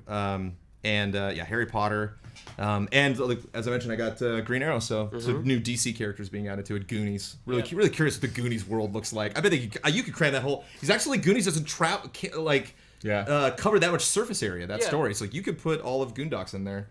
Does it have all the Goonies in it? No, it's just Sloth actually. Oh, okay. But what they did with the first generation that they might do with the second one was we got out of the gate we got Homer, I think, and then they added Bart and Krusty later. So I imagine we'll get like Harry and Voldemort now, and then they might throw in like Hagrid or Hermione and Ron or other characters down the road. And Mr. T also from A-Team, which is such a great random throw in. Who obviously comes with the van. Yeah, the van's clutch. Like you said, that's a given. So yeah, as you guys know, the toy select genre has shortened It is now a more narrow genre. So I will be spending more time with Skylanders and Lego Dimensions this year than I previously have. So, and I'm looking forward to all the new stuff. So Cool. I'm done. That's it. Cool. E3. Give me 1 second. I want to play a 20-second video for them. Please. 20-second video. So, all right, Damiani's preparing. Is your microphone on, Damiani? Yes, it is. Okay. Uh-oh. Oh my God. All of those things look scary. I'm turning this up. Turn this shit up. Okay, we're putting headphones on for this. Oh yeah, put your headphones on for this. Okay. Ready? Is this on your screen right now? Yeah. Yes. There you go. Sub, Pete. Not anchor. What's that? Nothing. What's the story, Andre? Whoa. Abandoned farm. Hey. Cool. Ghost. Do it again. Go to that real Sub, quick. Pete. Not anchor. What's that? Look what pops into the freaking screen. Look at this. Poof. What? What was that? What's the story, Andre? Whoa. What is this? Abandoned farm. Hey. Bro, Hey, see that? Imagine that VR. Cool. Hey. Oh, Kyle's like, nope. I think I don't want to see Look this who's there. anymore. Look at that. I don't want to see this. that's not honestly. That's a cheap effect. That wasn't a good effect. No, that would have freaked you out if you were in VR. I think it may have happened, and I thought it was a graphical glitch. No. It certainly looked like a graphical Kyle's glitch more trying to than erase That's like it. than an saying intentional something- effect. That's like saying a horror movie isn't scary when you're like in the kitchen and it's on the living room and all the lights are on and you see something scary happen. You're like, oh, that's not No, scary. I legit freaked out twice in that demo when the baby doll drops the little freaky Yeah. bear, and when the mannequin drops, Yeah. freaked out big time. Oh yeah. Something like that, honestly, is like just a blink. It's like, I don't know, that sucks. Yeah, right. He's talking big right now. Yeah. He'd be He's scared. trying to He'd be seem scared. tough. I'm not trying to seem He's trying to tough. seem tough, Kyle. He's a scaredy cat. Yeah. I'm a legit scaredy cat. I'll be completely honest about that. That wasn't scary. I respect it. I don't believe him. I don't That believe seemed it. like a video game. It seemed like a blood. I don't believe him. All right. What else we got? You should talk Watch Dogs, I guess. I mean, we obviously got Watch Dogs and So, For Honor. that's Anything other than quickies. Watch Dogs or For Honor? I'm out for Watch Dogs. Is that all we have Quickies. left? That's all we got left. If no one has anything else. Don't make those quickies. I That's feel all we like- got No, I left. got some other quickies. I feel like Oh, other okay. people Who's got got stuff. some Yeah. quickies? Got some Okay, quickies. okay, We're not okay. done just Okay. yet. Do you want my spot? Yeah, I really want to hear. Ben more. and I got to play Zelda, but I don't think I really have anything more to add Ben? to the other two Zelda discussions. More. Benmo. Yeah. Feed me. The Yakuza story? Yes. Unfortunately, this isn't much about the game itself. It more pertains to a really embarrassing and funny event that happened. Okay, or this I is think it's really perfect. embarrassing and Excellent. funny Yes. event that happened to me at E3. Yes. Feed me. So I was behind closed doors in the Atlas booth, and the PR manager for Atlas, John Harden, was like, "Why don't you play Yakuza?" And I booted it up, and he knew I was familiar with Yakuza, and he's like, "Oh yeah, I've seen your guys' streams. You like to do the funny, quirky stuff. Why don't you go over here?" And so he takes me. I'm Kazuma, and Are massage streams? I've seen your streams before. he just said I'd seen your streams. They I know. didn't prod. Ah. I didn't prod. I didn't prod. And so I go, and it just says like, this is. I don't know if this is exactly what it was called, but it was like telephone booth or something like that. What? And all of a sudden, I go into the building, and Kazuma is sitting on a chair in the dark, and there's a spotlight on this table on this phone, and this is the first part of the mini game, where you're just sitting there. Oh no. And all of a sudden, the phone rings, and you have to push a button right as the phone rings, and Kazuma will grab it and he'll go, oh! And what it is it's the closest equivalent I can say to it in Western terms is like a phone sex line, where you are calling these women to talk dirty to them. Oh my god. Amazing. Yeah. Wow. What happens? So the way that they represent it is you see this woman in a bikini, and they purposely don't show you her face for reasons that I'll get into in just a second. Oh, no. And the way that it works is you have to use the right analog stick, like a rotary phone. You have to like twirl it around and then release and shoot it at words. And you have to deduce what is the best thing to say to this woman to like get her interested in you. And if you say the wrong thing, she'll get upset and this heart this heart meter fills up when you say the right thing, and it decreases when you say the wrong thing.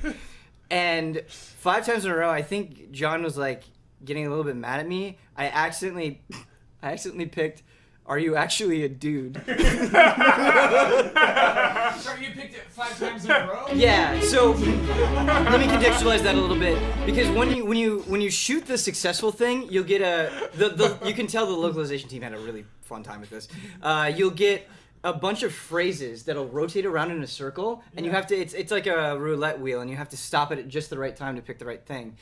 And I'm playing this game, and I'm getting really embarrassed, and all of a sudden somebody else comes in for their appointment. Oh gosh. And they don't say anything. So I'm just sitting here trying to seduce this woman in this mini game. I'm just trying to like cover this game for my job. I didn't know what I was getting myself into. And it was a female journalist as well.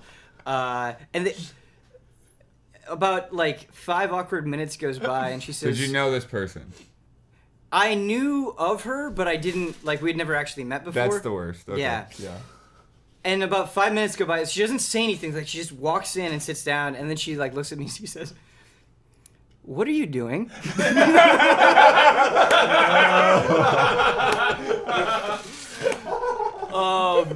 So yeah, that was my experience with Yakuza 0. That was the whole story. Yes. Oh man. Yakuza 0. Oh, that's a good story. The best. All right. All right, I got a couple I mean, we quickies. didn't even plan this, but here's Mike Huber Hello.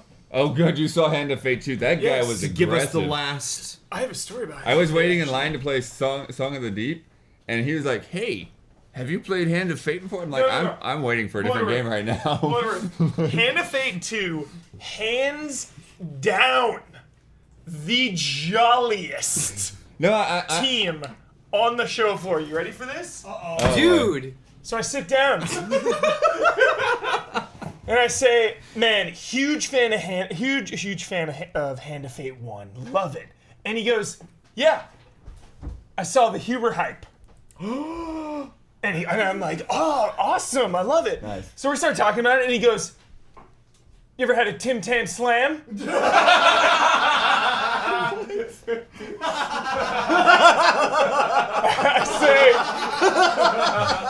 I say, "No, but that sounds jolly." He goes, "Hold out your hand."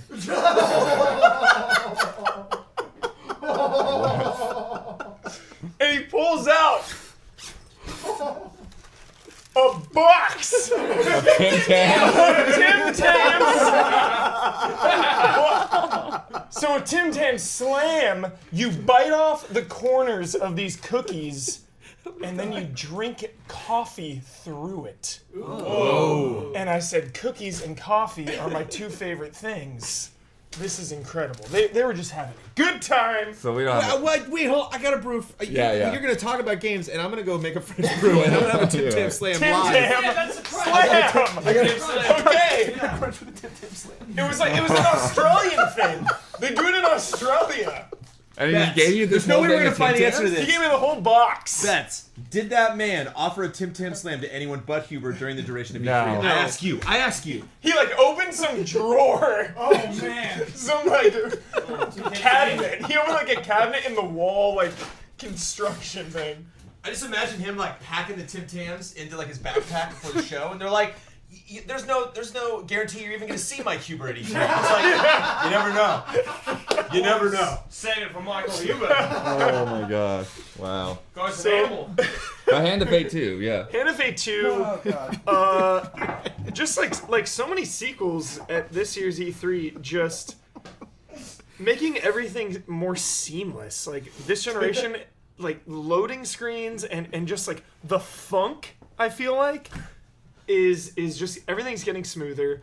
There are 22 stages. Now we have, because Hand of Fate 1, you had like this cabinet that you would go down and try to beat. That was like the world map.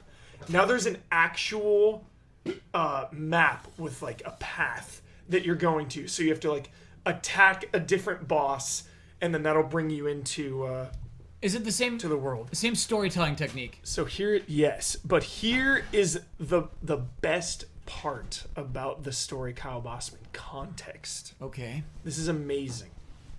Hand of Fate 1, light on story. I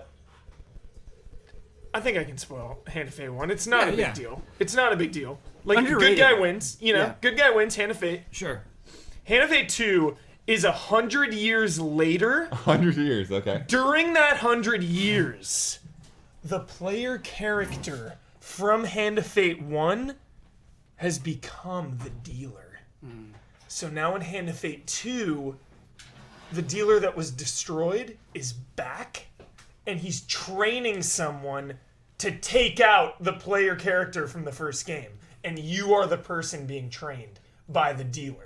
That's a cool setup. Yeah. That's a cool setup. Loved it. So cool. So then you're like this female, like, barbarian character. 100 years later, and the biggest change to the gameplay are companions. You can recruit companions on the board, and they will follow you into battle now. Battles are similar to the first game. Pretty basic, just attack, dodge, parry. Not a lot of huge upgrades I saw there, except the special moves are now tied to combos. So if you get a bunch of successful attacks in a row, then you can trigger your special move, which is cool. And that was pretty much it. I didn't get to play much. I just went through a couple different scenarios. Same setup, D&D style. You go into a back alley and you see 3 men. What do? You approach them. They attack you. Yeah. I have to respond to this comment. Uh-oh. Jones, if you drink that coffee, you'll be up all night. Not a chance. Nope. Not a chance. Nope. Passing We are out. all passing out when we get I'm to our sleeping beds. for 3 days straight. Huber, I have 2 questions. Yes. That will actually get me home, that coffee. Yeah.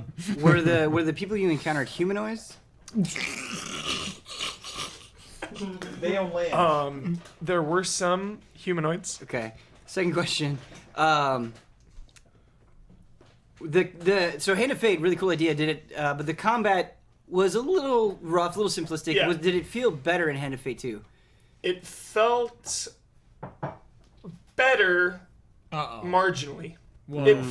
It felt like enough though. You know, like the combat in 1 was enough for me because of the board, because of the choices, because of all the mechanics.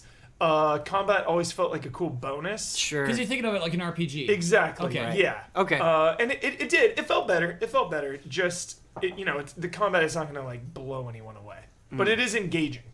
So that's pretty much it. Hand of Fate. Do you know when the sequel's coming out? I think next year. Okay. Yeah. It crushed me. He was like, yeah, next year. I was like, ah. Did you have anyone that was like really aggressive about their release date?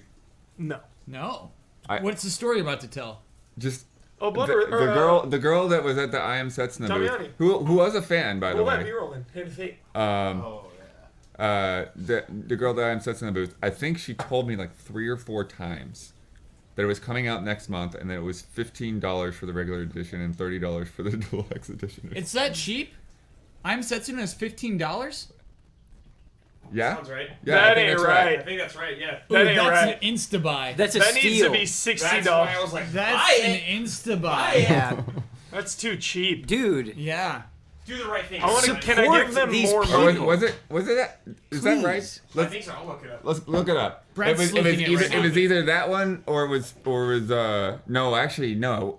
She was that way too, but it was also the other one that was the Song of the Deep. I think I'm getting the numbers of Song of the Deep. Oh man, you're probably right. I bet Song of the Deep is $15. 40. Oh, they're saying $40. Oh, Still no. worth it. Blood, $40. you bring me up, It's and still then you. Good. it's still worth 40. It's still that's about the right price for I'm Setsuna. I'm falling. Okay. But I got mixed up because I played those almost back to back. Sure. And then both of those people are exactly the same way. It's like, and it didn't work because I just got it wrong. Yeah, exactly. Too many dates and numbers in my head. Next up, quickie. Finally, got my hands on Ben Moore. You ready for this one? We've discussed it. Mother Russia Bleeds. Yeah. That game looks like a Genesis game. Oh, it does. Hubert, Violent. every time I see that Blood. game, I have this wonderful fantasy of playing it with you and just being happy. Yes. Did you enjoy it? played co-op with this guy, bonded during Mother Russia Bleeds. Side-scrolling beat 'em up, right? Yes. Okay.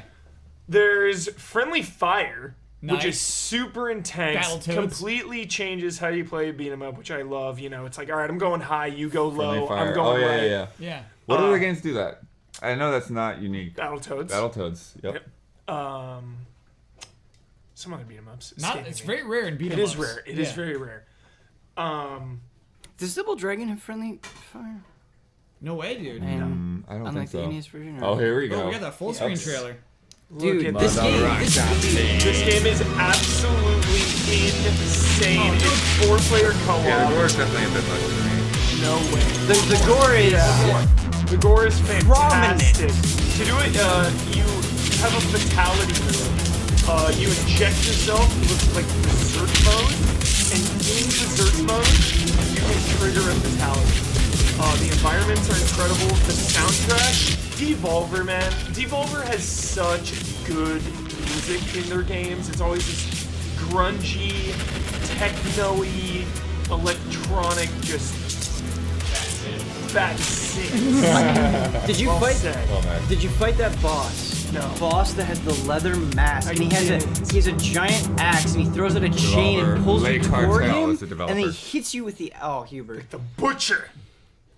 The game is amazing. Oh my Hubert, can gosh, I- where did that emo come from? The ear? The bleeding Some ear. Picasso fan. Hubert, Van Gogh. I keep interrupting you. I'm sorry, but like when that game comes out, like We're full playing. playthrough. We're doing a full playthrough. It's 4-player co-op. Okay. We're doing it in one sitting. 100%. I'm not backing down. Okay. Start to finish. You Probably know how won't be- long we it gotta is? get Brad in there You soon. don't know how It's not long gonna be it is? longer than like 8 hours. It doesn't matter how long Yeah, it it doesn't even matter. It does seem like a Hubert game for sure. That's oh man, they nailed it. They You don't nailed see it. like good pixel art that often. No. That was really, The that seemed last really well done. phenomenal beat 'em up is Scott Pilgrim. Yeah, I agree with that. But that was even like either RPG elements and stuff. This is just pure side-scrolling beat 'em up. Yeah, with fatalities. I think it's cool. Yeah, and I felt like there weren't like combos or anything, but I still felt like I kept discovering things as I played. I know I only played for like 15 minutes. It's deeper than it initially seems for sure. Yeah. 100%. Yeah. Mother Also- Russia Bleeds. When you need to heal yourself, you jab a hypodermic needle into your arm. Yeah. So there's no turkeys. No. No, that's what I've seen. There were wild pigs. I was in like this butcher shop, like a meat factory, and I slammed a pig on the ground and just like beat its head off. And that's how you gain health. No, it was just an enemy in the game. Oh my god, pigs. All right. Lastly, on the quickies, Fallen Legion got B-roll. Get ready for this, guys. I need B-roll for this. This is a gift coming to you, Ben Moore, specifically. Oh, is this when you show me? Yeah, Yes, Ben. so I was waiting, and this is like a chance discovery. I was waiting in line to play Below for Xbox One. Okay. And I saw a former Konami PR friend whose name is escaping me right now, and he's like, "Oh, I'm no longer at Konami, but I'm helping make this game right now." My country Fallen is Legion. dying. Okay. It This had been is an open it. secret amongst This the game. princes that our economy had been in slow decline for And the it has last a decade. couple of really cool ideas. It's single player. The combat is high skill cap, they're saying. It's Twitch focused. One of the guys that's on this game is Yeah. former Konami. But yeah, just It say. wasn't long huge before we GT, saw the yeah. first Yeah, he Xbox loves in it. the century. Bumped into me and like Yeah. And one that door was So put that down. that right there with the cards, you have 5 seconds to make an on-the-fly decision that has a direct impact on your entire story. That's really cool. Heavy consequences. So like a village will be on fire, and you can say, all right, I'm going to go into the village, but it's going to cost me resources, and I can try to save people, or I can choose to ignore it, and that can come back way later and like haunt me. Dude. I muted it. What was really so cool You can is the way hear he it, was they can't. describing it too. It's a 30-second Was he was delay. like, what do people We'll love hear it in 30 streaming on seconds. Twitch? You know, they like. I can't tell how loud it is on the stream, period. Okay. I have to wait for them to do it. There's no way to do that without monitoring the stream audio. No worries, Damiani. I set off Damiani. Damiani, man, you're doing a phenomenal job and deserve a Yeah. round of applause. Straight up. Master at work. They said he's like, when people stream games, it's really fun to see professionals stream these high skill cap, these pulling off these really cool moves. So we wanted to capture that. It looked like just there, the dude with the hammer, that you could actually like parry and counter a move in real time. Is that true? He didn't go into full specifics. It was an on the fly encounter. Dude, He did say one thing to me that you didn't mention that I thought was cool. So you would naturally think like, well, I don't want a building or a village to burn down. I'm not a terrible person. Apparently, like one example of an option would be, let the village burn and let all those people die, and whatever would happen in the story for you, just like letting that town completely get wiped off the map. Or you can go and like help them. If you go and help them, your archer will get 10 plus 10 to his attack. So you get bonuses. If you let it burn, your tank will get plus 50. Whoa. Yeah. So you're like, do I want to be an ass and like reap the benefits of And that? there were resources, it sounded like too, kind of like Oregon Trail style. I just love the pace to it. I just love a Yeah. game you're just like constantly Yeah. move, just like that train zombie game, man. dude. And that was everything I learned about that game. That's it. That's all I got. Do you have any idea when it's coming out? 'Cause Yeah. you're just like giving me a gift right now. So this is depressing. This is not depressing, but this is just like a deeper conversation of indie developers trying to survive in this massive juggernaut of an industry. He told me this too. Yeah. And he was saying, wow, like 2016 resurgence of JRPGs, which is incredible. Sorry. It's incredible. But he's like, falls he's like, we don't want to get buried. We don't want to, we gotta find the right time to strike. We got Final Fantasy 15 coming out. We don't want to come out in the summer and get buried. The end of the year is always intense. Persona 5 is in February. He specifically said of how frightened he was of Persona 5. But it sounded like somewhere in January. Okay. I think that's a good time to strike, because Yeah. I totally respect that. We should, So Cuber, that trailer was convincing. What you said was convincing. His enthusiasm got to me. Passion. I think we should cover this game for absolutely. sure. And Grand Kingdom, kind of reminded me of Grand Kingdom. Oh, yeah. It looks so good. Give me 10 seconds. Yeah. So I went to NIS, and I said, tell me about Grand Kingdom. Yes. We got in such a deep conversation about it. Really? And he's like, I'm not supposed to do this, but he pulled out a copy of Grand Kingdom and gave it to me. And he's like, what? Please play this. It seems like you're really into it. And Dude. so, yeah, everything he said about Grand Kingdom, like the points that he brought up, I'm so excited. It looks so great. Yeah. I'm so hyped on that game. Yes. Yeah. Good things are coming for Grand Kingdom. Yeah. Hell yeah. Yeah. That's all I got for quickies. Yeah. And then I got two left. Does anybody have any other games? I have. I know. I mean, Ben's got a stack of them. We might have to figure out some time to Yeah. do some It's too pickups. big. What do you got? If you can do quickies and The do tower's They're falling. a lot of his I are am not falling. quickies. He does have some small ones, but Yeah, he yeah. has some big ones too. Yeah. More. Yeah. Rattle some off. Give us some of the good ones, your favorites. Sure. There's a game I really want to talk about called Yomawari. And I don't even know about this one. when I played it, I immediately thought of you, Huber, and I think you'd super appreciate this game. So it's a Vita game. I think it might also be out on PC, but the version that I played was on Vita. And it's at NIS they do this sort of developer jam where it'll just be small groups of people coming out and making a game, and this is what this came out of. And it's an isometric horror game, and you play as a little girl. And Wow. I saw this. Yeah. I saw footage of this game. Can I tell you the beginning of the game? Because Yes. it was an incredibly clever and affecting intro that hit me so hard. So you play as this little girl, and it's this really innocent opening where you're just taking your dog for a walk, And what it is doing is the game is teaching you about the mechanics. So it's like, this is how you move. This is how you pick things up. This is how like this icon means you can interact with something. And so what it does is it conditions you as a player to kind of just like, oh, okay, this is a safe place where I can try out these things as it's explaining them to me.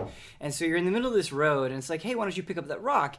You can throw it. Why don't you see what that's like? And so you go and you pick up the rock and you throw it, and your dog chases after it, and all of a sudden gets hit by a truck. No!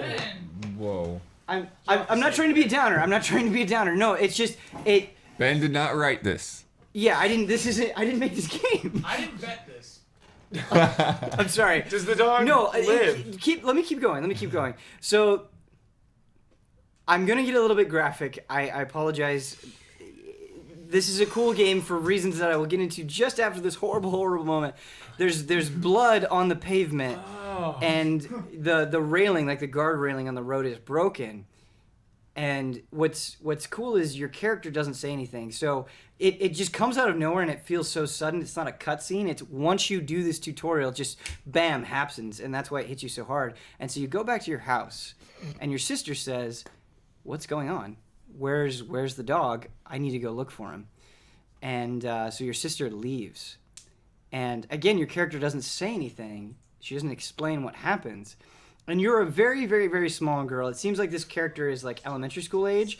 And what the PR people told me is that the designers of this game wanted you to feel like a kid. They wanted you, and so you get the sense that this character is taking traumatic experiences and manifesting them in horrific ways. Whoa. Because what happens is your sister goes away to find the dog, and you follow her, and you see her at the end, and she turns around and then disappears. In her place is this giant, horrific monster that has this grinning face and red, like, spider arms, and it starts crawling toward you.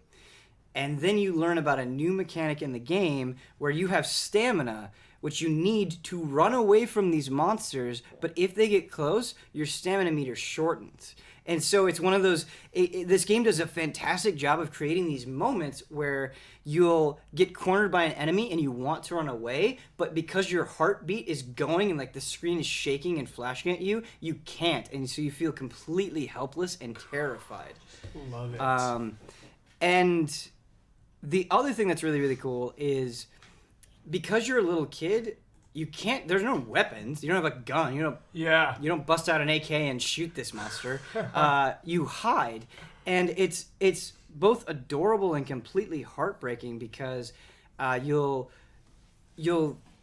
find a corner. You're in the middle of this giant Japanese city, and you'll go and you'll hide, and you'll see her like cowering and shivering, and you can think of moments when you were a kid and you were afraid of the dark, and you had those moments where your mind was playing tricks on you, and there's very little dialogue in the game. There's very little, like, okay, this is a story segment. It's just does an excellent job through the visuals and through the gameplay of making you afraid and getting you into the head of this character. And I thought about it. I'm like, man, this is a Vita game. Like, this is hype. This is exciting. Chat was saying that they do think it is on Steam as well. There's a Steam link. Okay. The Vita version is not out yet. It's coming out soon. Oh, okay. But I was in the NIS had their meetings in this restaurant, and so we were drinking, and like it was super noisy. But here I was with this Vita and these headphones, and just completely absorbed in it. Love it. Yeah, it was really cool. I could use a Tim Tam. You want Tim Tam? I want a Tim Tam. Tim Tam Slam? I could use a slam after that. I want a Tim Tam Slam. Hold on, You hold got on. coffee. You got coffee in the back. Who else wants one? I'll take a cup. Okay, 2 more cups. Tim Tam Slam. 3 total. You and Ben wants one as well. Ben, you want one? There's like multiple types. He only gave me white chocolate. I don't know if people are into white. Yep. Trash. I would have preferred milk, but Right. you know. Okay, I'm gonna grab one of these. Tim Tam is, eh? A Tim Okay. Tam look at that. Slam. A Tim Tim Tam Tam Slam. Slam. Oh, look at that. Chippy. Oh, these look delicious. Our Australian viewers right now are There's going, like- going to laugh at us. Tim Tam Slam. So You I drink- ever had I a drink Tim through Tam this? Slam? We have to bite So something you off. bite off both ends. Wait, what? Yeah, you bite off both ends. Okay. Go for it, Ben. And somehow you drink This is delicious already. I don't know about that. I'm having a Tim Tam, beer baby. into a Tim Tam I don't into know how coffee. it's gonna work. C3. It's a Tim Tam Slam. I don't even know. How does it work? Does it work, Jones? That's a negative on Tim Tam Slam. It doesn't work. Tim That Slam one's is a too fraud. He lied. I'll try this one. There's coffee in my crotch, Tim Tam. He lied. Google Tim Tam Slam. No, people were talking about it. Coffee in my garage. I mean, I'll dip it. Or you can dip it. I can't drink through this. I'm thing. losing my Tim Tam. I'm losing it. It's melting into the coffee.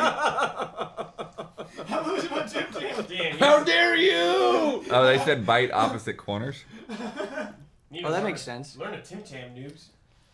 There is a way. There is a way to do it. Go to GameFAQs, type in Tim Tam. How to Tim Tam. How to Tim Tam Slam. Step 1 to Tim Tam. Damiani, this sounds like a I Sloop ruined that episode. coffee. What? Here, this one's still. We gotta get to the bottom of this Tim Tam situation, Tim Tam Damiani. Slam. Tim Tam Slam. Sleuth it No, for us. Resident Evil 7 is the next one. Oh my Everyone god, was this asking is about that. so good. Okay, so what Mhm. am I looking up? Oh, How do you, all right. how do you Okay. do Tim Tam Slam? I'm back. Tim Tam Slam on Google. Didn't we already As Oh my such, gosh. They Right know that opposite the corners. best way to eat one is to bite off opposite corners of the biscuit, use it as a straw to slurp up a hot beverage, How is that possible? like Okay, let's do it again. Milo malted hot Not that chocolate, many. and then pop the whole warm melty treat into their mouth in one go. Oh, it's like advanced. That in essence is the Tim Tam It's Slam. advanced. With picture. Here you go. Damiani, can we get a name change to Tim Tam Slam, please? Here you go. Check this out. Ready? Easy as no. Tim Tam Slam. I'm gonna Tim give Tam you Slam. the visual guide here. Small corners, tiny bites.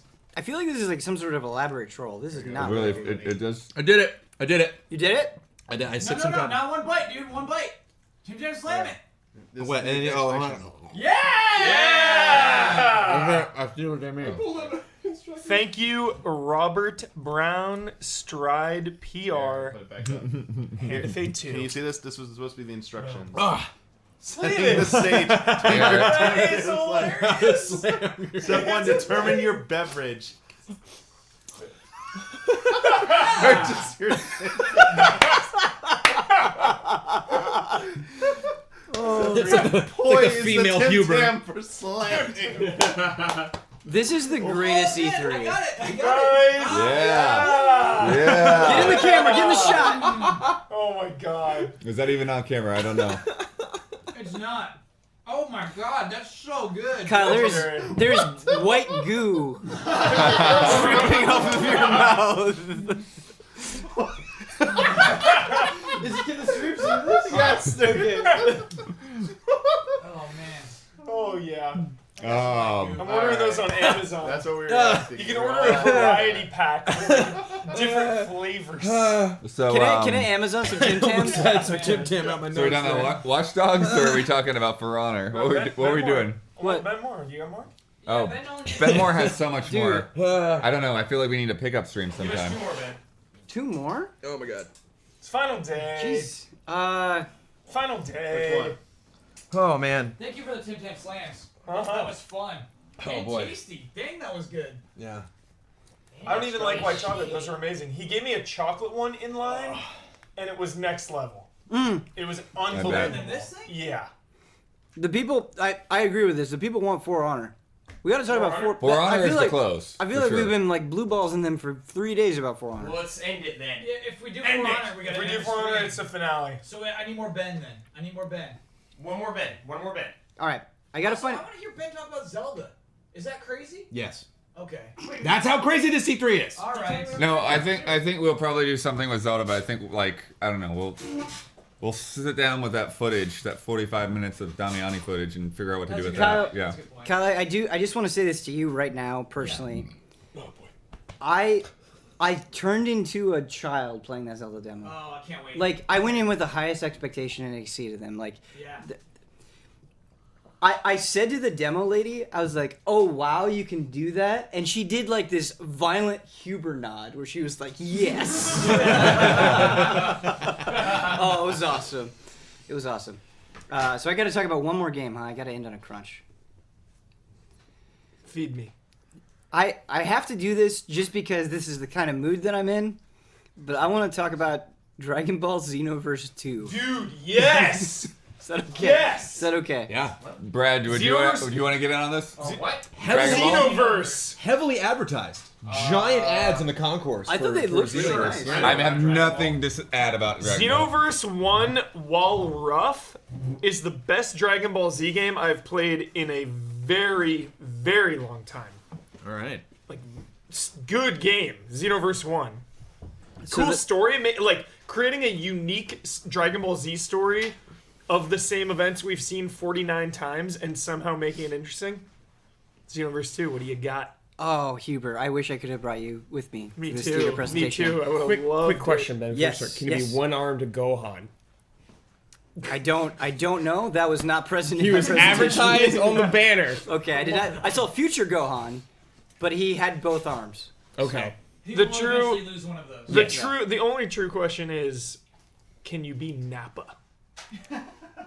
Vegeta! These are questions that I am not prepared to answer. I'm sorry. All right. Let's get to it. Okay, all right. So I feel like this is just very important to understanding my perception of Dragon Ball Xenoverse 2. The guy that demoed it was like, I believe it was a French accent that he had. He was very confident. So he kind of just strolls out on stage and he's like, "How are you all doing today?" Yes. He goes, "Dragon Ball Xenoverse is the best-selling Dragon Ball game of all time. Damn. Here you go, Dragon Ball Xenoverse 2." It was like he was like doing a wrestling promo or something. Like he threw down the mic. He's like, "Yes, we are the biggest Dragon Ball Z game ever."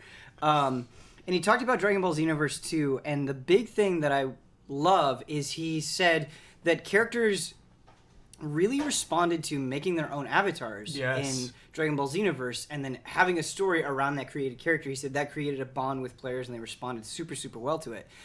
But what's cool about Dragon Ball Xenoverse 2 is the race that you pick will give you different missions and rewards. Cool. So it's not like whether you play through as a Namek or a Saiyan, it's not just like you're going through the same game. I believe it's Namekian. Ben Moore. I was just going to correct myself. Thank you. Thank you, Huber. Namekian, yes. It's so hard. Kyle, how do you do it, man? How do you do it? Be a complete dickhead? Yeah, smart. I was trying to be you right there. Except no substitutes. I believe it's okay. Never mind. Shots. It's getting late. I love you, Kyle. I'm sorry. It's getting late is a good thing, Jones. No, Getting loopy. No, I'm saying we're getting loopy. Yeah. I'm not Getting loopy. Dude, I live here. Y'all can hang out however long you want. The thing that made me to talk a little bit more about that, he said that they were really going to pay attention to making players feel more attached to their characters by giving them specific storylines. That I think is really cool. Like to me, that almost like we're one step removed from a Dragon Ball Z RPG at that point, you know. But then he talked about the combat, and what was very cool about the combat, and I think you'll appreciate this, is he says a problem that we ran into Dragon Ball Xenoverse is certain projectiles were overpowered, and so we've included new mechanics to make it so that just can't happen. Great. And it was honestly a very short presentation. Those were kind of the two big highlights for me. Yeah. They fought two characters from the movie, Future Gohan, and then another Saiyan that you only see in the movies. And Broly. No, it wasn't Broly. It began with like a T. I haven't seen this Dragon Ball Z movie, and so the name is escaping me. But it was great because there were two Namco representatives behind me, like directly behind me. Like they were the ones playing the game, and he's like, "Okay, you guys can go ahead and fight now. Let's end the demo." And they were just giggling like crazy. Like they've been doing this demo for 3 days, and they were fighting each other and like going up into Super Saiyan. And there was a point where the guy that was doing the presentation was like, "Okay, make Gohan go Super Saiyan 2," and he was like, "Yeah, okay." And he was just so excited to do it that it just brought me back to watching Dragon Ball Z as a little kid. Nice. And I was like, yeah. Like, cool. Let's Xenoverse 2. Visually looked great. It did. I mean, it looked. Honestly, Similar it to almost one? looked almost identical to one. Okay. The hub that they showed was much bigger and had a lot more things in it. So that was more exciting. But just technically, it looked very, very similar to Xenoverse 1. Yeah. Cool. Chat says the Saiyan's name is Turtles. Turles. That's it. That's it. Turles. That's it. Turles. That's it. Turtles Goku's without the dad. second T. Turles. Yes, that's it. Turtles. That is the name of the character. Turtles? Turles. Isn't it Turles? No, I just looked up the Tur- wiki. It's Turles? Turtles. He's trolling so hard right now. Look there, he broke. He's done. He's a professional. He's a professional. Yeah, it's a skill. It's a legit skill. He's so good. He can't hype like you can. You can't troll like He he makes does. the same face every time he's trolling. You can always tell. This guy. Full screen that turtle. Dragon Ball. Good? Dragon Ball, yeah. Dragon Ball, Yeah, cool. Dragon Ball. Brandon, I feel guilty, man. Like, I played so many things that I haven't gotten to talk about, and... I feel guilty, man. Yeah, we're skipping Watch Dogs We 2. ask these things of you, and Skipping it's, it. there's no time. There's no time for Watch Dogs. Yeah, we're skipping it. Skip it. 1 minute quickie on Watch Dogs. All right. Hold on. Multiplayer is cool. Not yet. Make it legit. Okay. Okay. Man, I think we're gonna have to legit have a wrap up some other time that we'll figure out. I don't know. Well, we do have a podcast we're recording in 5 days. See. Yeah, We are? That's GT, or it's Tuesday night. Yeah. yeah, that's not for this. All right, Huber, what's the name of the game? The name of the game is Watch Dogs 2. 3, 2, 1, begin. You can hack anyone this time around, which I thought was really crazy. You can hack someone and order a hit on them, and like your gang rolls up and shoots at them. The robot seemed really cool. The drone, the flying drone, can see the whole city. The city looks beautiful, by the way, like GTA levels of sharpness and clarity and crispness. There's 3 locations. There's Oakland, San Francisco, and Sausalito, I believe. It's a shrunken down San Francisco. Like, I wanted to go to my old house, Sunset District. It's like not even on the map. It's not even there. Lots and lots and lots of controls in this game. Watch Dogs is like borderline hacking simulation. Steep learning curve. Tough game to get into. There's a lot going on. Hacking so many things. Using gadgets. Like, oh, there it is. There it is. All right. I've seen Abzu come up in chat. We like Abzu. Yeah, None of us. Did any of us play it this season? I didn't go back to play it because I played it last E3 and then I played the exact same demo. Yeah. I also played last E3. Magnificent. Great. Yeah, I got enough to know. That one tower section of Journey where you're like swimming through the golden light. That, but a game. Cool. Underwater. Yeah. Fish are your and friends. You can go above water too. It looks so cool. Yeah. I heard him like not lie, but I heard him like talk to someone in a demo when I was walking by Abzu, and they were like, "Can you get attacked? Like, do things like can you like attack things?" And they're like, "No, all the fish are peaceful." No, they're not. Oh. Not the demo I played. Not at all. Okay. That's cool. So I thought that was interesting. Cool. All right. Is it time? It's time. It's time. Hold on. I just want to say. Hold on. Summon your inner Viking. I found Okay, here we go. You're not on mic. Vandenberg when I was playing the demo, and he gave me. You are not mic'd right now. I don't know if he can hear you. Look at this. That's not gonna gave this work. to Huber personally. I can Personally. read that. It says, There "I am you a go. That's a little Viking." better. Yeah, that's better. It says, "I am Viking." From Vandenberg. Huber, I have a Don Casanova. Personal. I'm never taking this off. He's taking it off. You just took it off. I have a Don said to me Casanova earlier. interjection. I need to say this on behalf of Don because it was the funniest thing I heard at E3. Okay. So apparently you met Jason Vandenberg. I did. And as you were walking away, Don heard No, this. wait. No, Save no, this. no, don't. Save yeah, this. don't. Oh, Save It's this. a spoiler. You Okay. can't. Okay, you I'm can't. Save this. You It's cannot. so good. Yeah. Save it until the end of the stream. No. Yeah. No. Oh. Save it. Yep. Okay, You're I'm sorry. just- I'm sorry, teaser. Huber. I'm sorry. You're just going to have to tune in to a show of mine One of your many shows. We had an ETA on that show. tomorrow. Don said it's gonna go up tomorrow. Sorry about the delay. Don has been working tirelessly today, working on that. So there's a slight delay. It should be up in by the afternoon. Excellent. I'd say. And easy. I went update over- will be on Saturday at 9. Cool. Yeah, I went over some edits today a little bit with him, and he's working on it. It's a big It's a behemoth. You guys killing chat right now. You killing. I know. I'm sorry. Jones, you taught me this trick. Don made it seem like it wasn't in the episode. The tea. Yeah. I let everyone have it at all times. And I forget what it was. You were like, you gotta leave them wanting more. Yeah. I was like, okay. All right. Watch the episode. If not for anything else, that moment. It is. Oh my god. It is so good. It's the most out of control episode I've ever seen of Huber at E3. I thought he was legit startling people. People were more uncomfortable. Yeah. All right. So moving on to For Honor, Damiani, man. Is it time? You gotta get up here. Is it time? Yeah, it's time. I can't wait. Damiani has been wanting to talk about this for days. I know. I can't wait. I can't wait. Every day I was like, Huber, did you play For Honor? I know. He's like, I'm sorry, man. Like, I got an appointment tomorrow, and like, sorry, man, I got an appointment tomorrow. Yeah. And today it was like, I played it. Yes. You played it. And I was like, finally, Huber, we can talk about the game. Yes, okay. That separates the men from the boys. So when it comes to combat. I am always concerned about single-player campaigns when in a multiplayer-focused game. Is always concerning. There's no guarantees, and all I can say is rest easy, rest easy, Vikings, because this campaign is the real deal. This is just not some side thing. This was developed alongside the multiplayer. You know, multiplayer, of course, is going to be the bread and butter, the thing that sustains the game.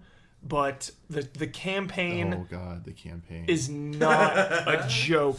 Like, immediately there were 2 stages. First 10 seconds, emotionally invested. 10 seconds? Yes. Whoa, walk me through it here. There's like a ruined castle with like rebels like held up in it. Army comes strolling in. Guy with no helmet like yells up to him, and he's like, "Hey, so and so, just come out. Like, we don't want to hurry. We don't want to kill you." Guy comes up. He's like, "You did this. This is on you." Like, so heavy, so intense. Like, good voice acting, good characters, top notch.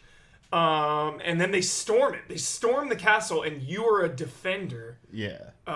Of the castle, and there's like some narrative going on of like a narrator through the eyes of like the champions. They were like, one lone warrior stood on the ramparts and protected. Whoa. Yeah, just like the way they hype you up is awesome. It's effective. Is this really happening right now? And that's no mistake. Like, the shit going on around you, it's like intense. So it's like, this is a siege. Like, you get ready for this. They're coming at you. Yes. Like, no pause or anything. And that was just like the tutorial. They call it the tutorial. It's a tutorial level. And it's like, what? There's more shit going on here than like anything I've seen in a long time. It's like, okay, where's like the like training area? Like, no, you're going. Like, here's like those was regular dudes he fought. Here comes a captain now, and it's like you can see on the icon on his head, like, this guy's serious. And then there's like heroes or something who are like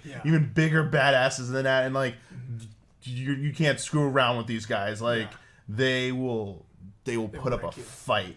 And then they'll go here, they're like the little minion guys who you can just like slice through and stuff, like to make you feel okay after a hard battle. But no, like they're like all over the place. So they start you off with the first few ones like 1-on-1. It's just straight trash mobs. You can just cleave them away. It's like they stay there forever to like, okay, take all the time to raise your sword up or put it down here. I'm gonna attack, nice telegraphed attacks. Oh no, even below them though, the guys. The rudimentary guys. You don't even have to do any of that. You don't have to go into the defensive posture at all. You just go like Devil May Cry on them, like It's like slash them up and stuff. Be like, yeah. But then they're like, that ain't gonna work anymore. I'm sorry.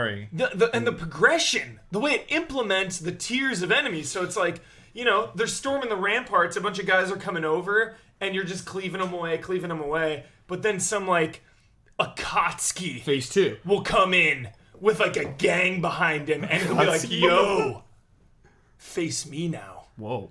They, you know, they call you out. And all of a sudden, like, it's a duel, you know, and then, again, this is the tutorial, the progression.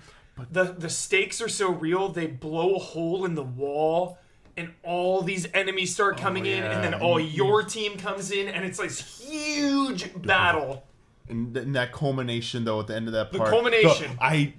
There's no need for any more of your men to die. Yeah. Settle this by trial by combat. And you're like, here it goes. He goes, that would be foolish. No, That's he goes, that would be a death sentence. Yeah. I was like, oh my god. He goes, fine, my number 2. This is like badass just sitting back here. It was like, yeah, sure, I'll come up. It was like straight up from like, I won't spoil, but it felt like the trial by combat scene. Like back in one of the early episodes of Game of Thrones, where this guy's like, "I will fight for you," and then it's like, "Who's gonna?" And then like your captain or whatever is like, "You will be my number 2." Like just because he's like, "I don't have to die now. You're gonna go like fight, and you're gonna die. Like you're gonna be nothing." And you just like step up to the plate, and you're like, that was the best part of the tutorial for me. Not just because of the cinematic and the narrative elements, but because the guy who was playing with me, because we had headsets on, and he was like coaching me through it. Yeah. He was like, all right, you've got a pretty good grasp on this combat system here. I'm going to teach you, like, I'm going to let you unleash the real secrets. Yeah. You know the armor breaker thing you're doing? Yeah. If you do the double tap dash plus it, look what you do. And I was like, oh my god, there's more to this combat system than just... The parries. Wait, what does that do? So I did like a fire charge attack. Like, when it dashed in, it did like an elemental thing on top of the armor breaker. So there's a whole other system on top of the basic combat that you'll unlock as you progress through the game. Advanced techniques. And there are going to be other guys who are going to use it against you. Is it grounded? So yes, it doesn't feel like it's cheap or like overpowered. So much you can't context. abuse it because they will be smart. They'll get it when you're doing it. They'll just like sidestep it or something. You'll be super wide open to like get just destroyed by a bunch of heavy attacks. Okay. So heavy attacks are super risky too.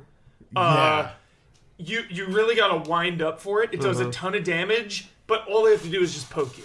Yeah. You know, and then you're screwed. I remember that from last year. Yeah, from multiplayer. Pretty much the same. But you go up there, you wreck the sky. If you win, just so you're like victorious. You're standing down there, and the villain dude or whatever he is, he's just like, I will not have someone defeated by like a no-name knight or soldier. Scum. He goes, come here, kneel. He's like the bad guy, and everyone's obeying him. Like the presence on the field is just like, don't mess with this guy. Like Madara. You are so it's Madara has just stepped up. Or Pain. It's Pain has just come to the battlefield. And Jiraiya is like, oh shit, it's Pain, son. Naruto, you better step up, and I gotta step aside right now. Oh my god. And he just knights you on the field, and he's just like, come. Like he summons you, and you're like, you gotta leave your friends behind. And he goes, and the narrator comes back in, and it's you. It's like, literally, I know that was the day I would start fighting for everything I like despised or whatever. I was like, what is high stakes story? Oh, so then the next mission, it's the one they showed, the Viking. Viking with a battle axe. Guy feels heavy. Your dream. Weight. So, again, this is pretty much everything we saw in the demo. There really wasn't anything new. Did you throw a guy into spikes? I did. Yes. And the guy on the microphone coaching me like freaked out. Yes. Good kill right there.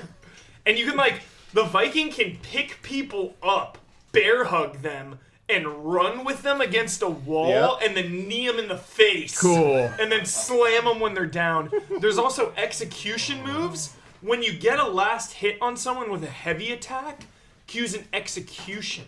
Oh yeah, I forgot to even talk about executions. Yeah. Oh. Yeah. Give me some examples. It's just the heavy attack. If you land the final one, you can choose like square, triangle, and it'll give you an execution. I think it gives you like some life back, maybe. Yeah. Yes, that's why you want to do it. Yeah. That's what he was explaining to me. Yeah. Because you don't regen. You don't regen health. You just pick up power-ups. And you could stack them on top of each other. He was explaining them either with runes or whatever they're called, but they get the health one. Yeah. But he's like, there aren't going to be that many. Like, they're pretty scarce. Yeah. Like, don't burn through them. But this mission was so cool because there was like this female Viking chick who was just kicking ass and like just like chanting, just like for the bloodlust, basically, like, we must slay them all, follow me, and she's like climbing, and she's getting me pumped up. I thought I had bloodlust. She's showing me how it's done. So you're charging through, you get to a really intense part where I almost died. It was like right by the spike room. You get swarmed.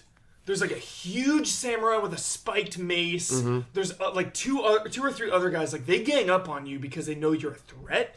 So they're trying to take you out. And it's just crazy. It feels like overwhelming odds because you're trying to go down and like open the door for everyone. And then you fight the boss that was in the demo, and he's speaking English and Japanese in the demo, right? Mm-hmm. So afterwards, Vandenberg was in the room, and I say, why was the samurai speaking English to you? Reveal it. And he says, can't talk about that right now. Whoa. What?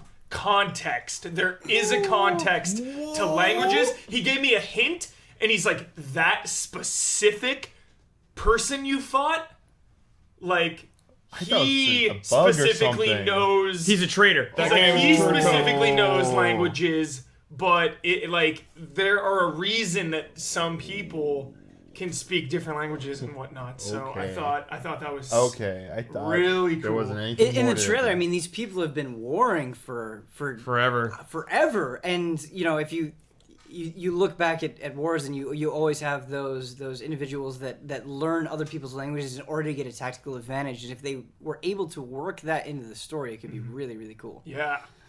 And then I was like, yo, when's the Uneasy Alliance going down? And he just laughed. That's the whole game. Because remember, there's like the Sauron, I forget her name. I think it's like a female, like crazy dark lord villain. Yeah. We all the watches or something like that. I don't remember the name though at all. And asked about like gear leveling up, and I said, you know, I'm a Viking. That two-handed axe, that's a part of me. That's a part of my soul. Like, am I gonna have to like cycle out my weapons? Like, I'm keeping that thing. It wouldn't feel right otherwise. Did you actually say to them, that is a part of my soul? I said it to Vandenberg. It is a part of my soul. And he goes, of course. He goes, of course you wouldn't. He's like, of course you wouldn't get rid of your two-handed axe, but you can upgrade different parts of it specifically. Cool. Like hilts and blades. And he said, of course. So he said, you're leveling continues. up. You're leveling up because there's 3 campaigns. There's 2 progression systems. Again, this is all like not finalized yet. Like the progression and all that is being heavily worked on. You're leveling up your gear and armor and weapons like for each faction, and then on top of that, there's like an overarching leveling up system that's like learning you abilities and moves and stuff like that. So it's like separate. Yeah. Dude. What a game. For Honor. Game is rad. For Honor is the real freaking deal. Any single person who ever complains about the combat in the game, you should immediately never listen to another word they say about criticizing combat systems ever again. That's not a troll. That's not a troll. Hold up. Like, you should put them on blacklist, like review blacklist. Just be like, I'm never listening to you again. Never again. So you're telling me on review day for For Honor, when they say the combat better say, when whoever's reviewing it better say 10 out of 10. That's how you sniff them out. Yeah. 10 out of 10. If it's anything less than that, 10 out of 10! for the combat. Oh, for the combat. Combat's the name of the game. Hubert, what you just sold me on, I feel like I would pay that price just for the single player. Yes. Just to experience that story. Right We're just talking about single player. I haven't mentioned multiplayer at all for a single second. Yeah, and we played multiplayer at last E3 and PSX, and the thrill of the kill, the thrill of battle, the rush of charging in with your allies is unlike anything I've ever played. Every encounter with a player feels so intense in that game, It's like the so most high stakes. It is intimate. It is, yeah, that's a great way to describe it. I feel like this game could put... Alright, no, you take it. It's just like you play a shooter, like I play COD, right? Yeah. I love Black Ops 3. I People love are just that. dying. Yeah, you're dying so fast. Yeah. And it's like you get the kill cam, And so like you know, I'll be like running and like, oh, there's you. Oh, and like where did that come? And I'll see like, oh, the guy was in the window, and you know, like he just happened to aim the sniper rifle and be like, is anybody around there? Oh, here comes dumbass. And I was like, of course, I just ran right into your view. I had no chance. Whereas like in the 2 times I played For Honor, every time I died, I was just like, yep. Yes. Yep. Respect. Yes. You beat me. Namaste. Skill based. That was amazing. You did that. I respect you. I'll see you next time I'm on the battlefield. Unless you get like double teaming in that game in multiplayer, it is so intense on both sides of the coin. Yeah. Charging up with Brad Ellis, picking someone off, the guy's helpless. Gotcha. Me and Brad are just like bah bah bah bah. Not helpless. Dead. No, and that's what I'm saying. On the other side, 2 people come up to one of us, and you're fighting them off. You're holding your own. You're blocking. You can like throw someone away and knock them down for a second, and then come back and single this person out. That game is gonna have a high skill cap. Like, I want to see that. I want to see the esports For Honor. That is what I want to see. PvP duels. For Honor and Evo. Throw down the flag, son. That's all. Throw down the flag. Throw down, plant the flags. We're going outside. Right now, settling this. February 14th is gonna be a great game or a great day for games. Yeah. Juggernauts. Too good. Wait, Persona and For Honor come out the same It's day. like, Yes. It's like the greatest of East and Western meeting to destroy the universe. Ben's torn. I mean, not really. Video There's game Civil War. Ben, I feel like February 14th. Rest that you will have beaten Persona first. There's Before the release date. Ben, I feel like February 14th, we will actually go to Valhalla. And just within there will just be cabinets of For Honor and Persona. Just everywhere. We're like, we made it. No, but Hubert, We got there. Like you and I are both in relationships. What do we like? Yeah, what are we gonna do? That's Valentine's Day. I know. Like, do we just say sorry? Not this year. No. The beautiful thing about Celebrate early. The beautiful thing about video games. Them. Co-op.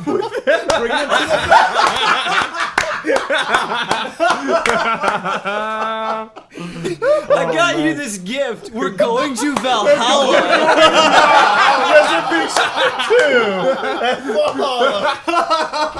We're going to battle together. I thought it was a metaphor, honey.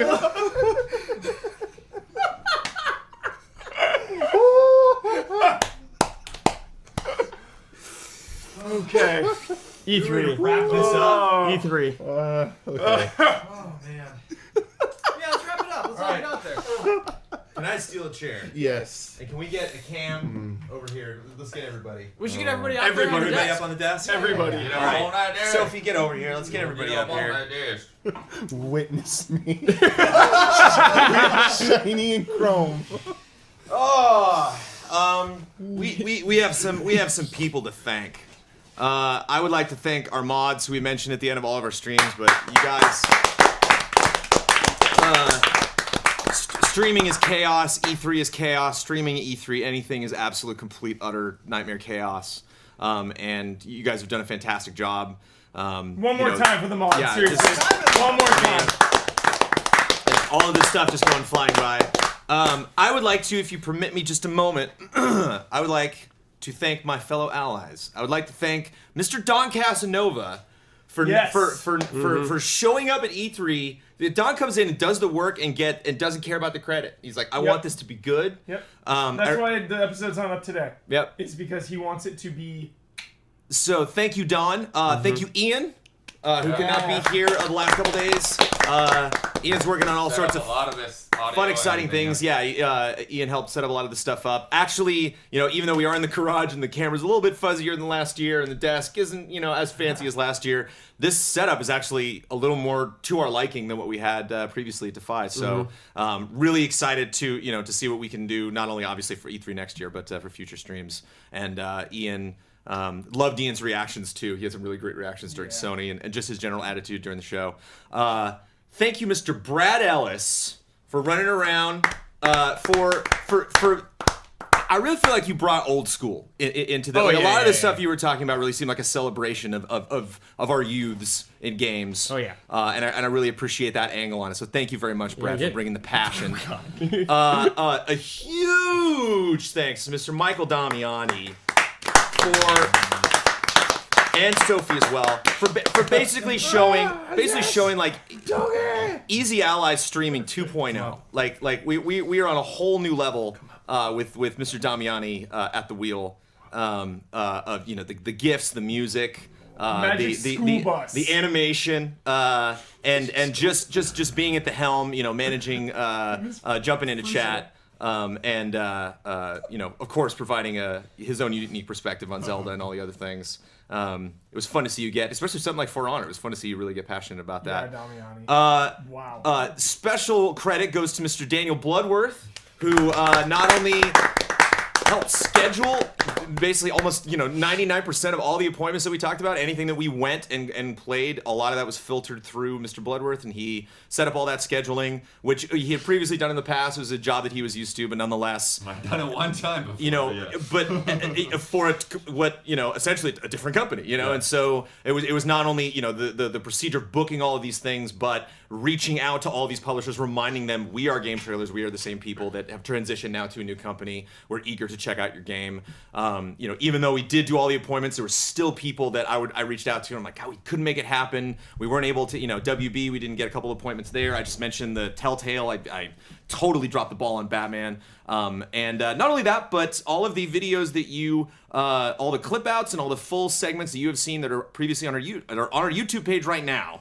So if you missed any of the streams or you want to go back and see highlights, all of those were provided by Mr. Bloodworth as well, who stayed later than most for some of these nightly streams, and on my laptop made sure all this stuff was going to be on YouTube the next day. So one more time. So thank you, Mr. Bloodworth.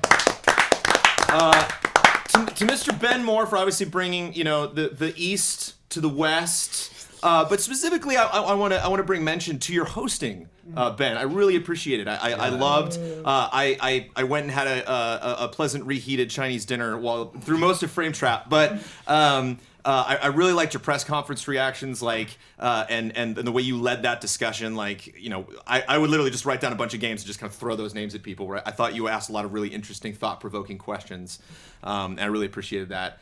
We would literally be dead in the water without Mike Huber bringing, a level of hype, a level of excitement, of just pure raw, no way you can possibly fake it emotion. That is infectious and frankly kind of frustrating, because it's like a tough act to follow when you're like, wow, I thought I was excited about the game I played, but I guess I wasn't. I'm like, damn, here I am. I tell you what, I would not have been able to get that hype for something like Mother Russia Bleeds. Even Wildlands, which is a game I could totally see myself putting a lot of time into. I just imagine actually putting myself in Huber's shoes. So I'm just like, okay. So I get out my sniper rifle, and we're all loading up and throwing drones up in the air. So thank you very much. And of course, to Mr. Kyle Bossman. Oh yeah. For keeping the fridge stacked with Bud Light. Really appreciate that. It was key to our success. So I really appreciate that. Can I do for you? Sure. Yeah. We are indebted to Jones. Jones has made a great sacrifice. Yes. Allowing us to just do this in his garage. Yeah. To my neighbors. Yes. Right? To Jones's neighbors. Jones's neighbors. Over Jones's house. Jones has been the slick Rick we've always wanted. Jones has been going to other outlets and representing Easy Allies in the best possible way, professionally, and we really appreciate having this guy as our EIC, as our CEO, as Easy Allies, and he went out and did it. He made great sacrifices to make this all happen this year, and we owe a great deal of thanks to Brandon Jones. We did it, man. Applause. Yeah. We did it. Yes.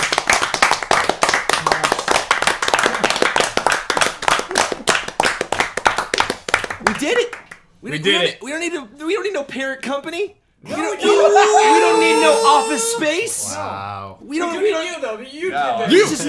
just need these people, man. We just need our fans. We need our viewers. We need our subscribers. We need our allies, our patrons, our amazing community that has made this This is my 14th E3. This is unlike anything that I've ever done. Not only E3, but just anything in this medium. This was absolutely electric.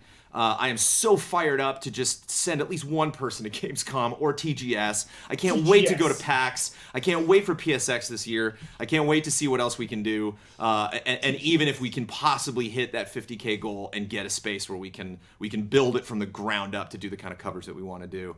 The future is amazingly beautiful and bright, and it is all thanks to you. We hope you had a fun time. There are so many games that we didn't cover. Apologies to everyone. I saw people screaming about all sorts of crazy types of games. That, like, Ni no Kuni 2, that wasn't playable, right? Yeah, there's so much. I mean, we tried so hard. We're approaching like 4.5 hours every night. I mean, this is like got to be 30 hours plus that we have just nonstop talked about all the amazing things that have happened at E3. No, that's one of the things. Like, there's been this debate back and forth, and I might do a couple of clip outs, but people are like, you should clip out every game individually. Like, that's 50 videos. That's not happening.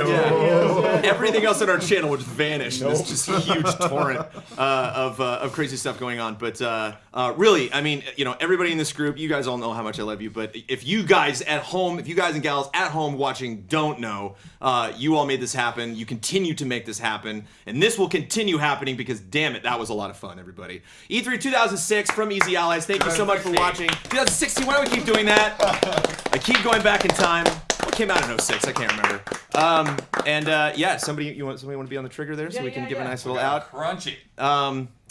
We love you. You are all allies. Thank you so much for watching. To our viewers, new and old, welcome and thank you. And we hope you all had a wonderful E3. And let's keep the party going.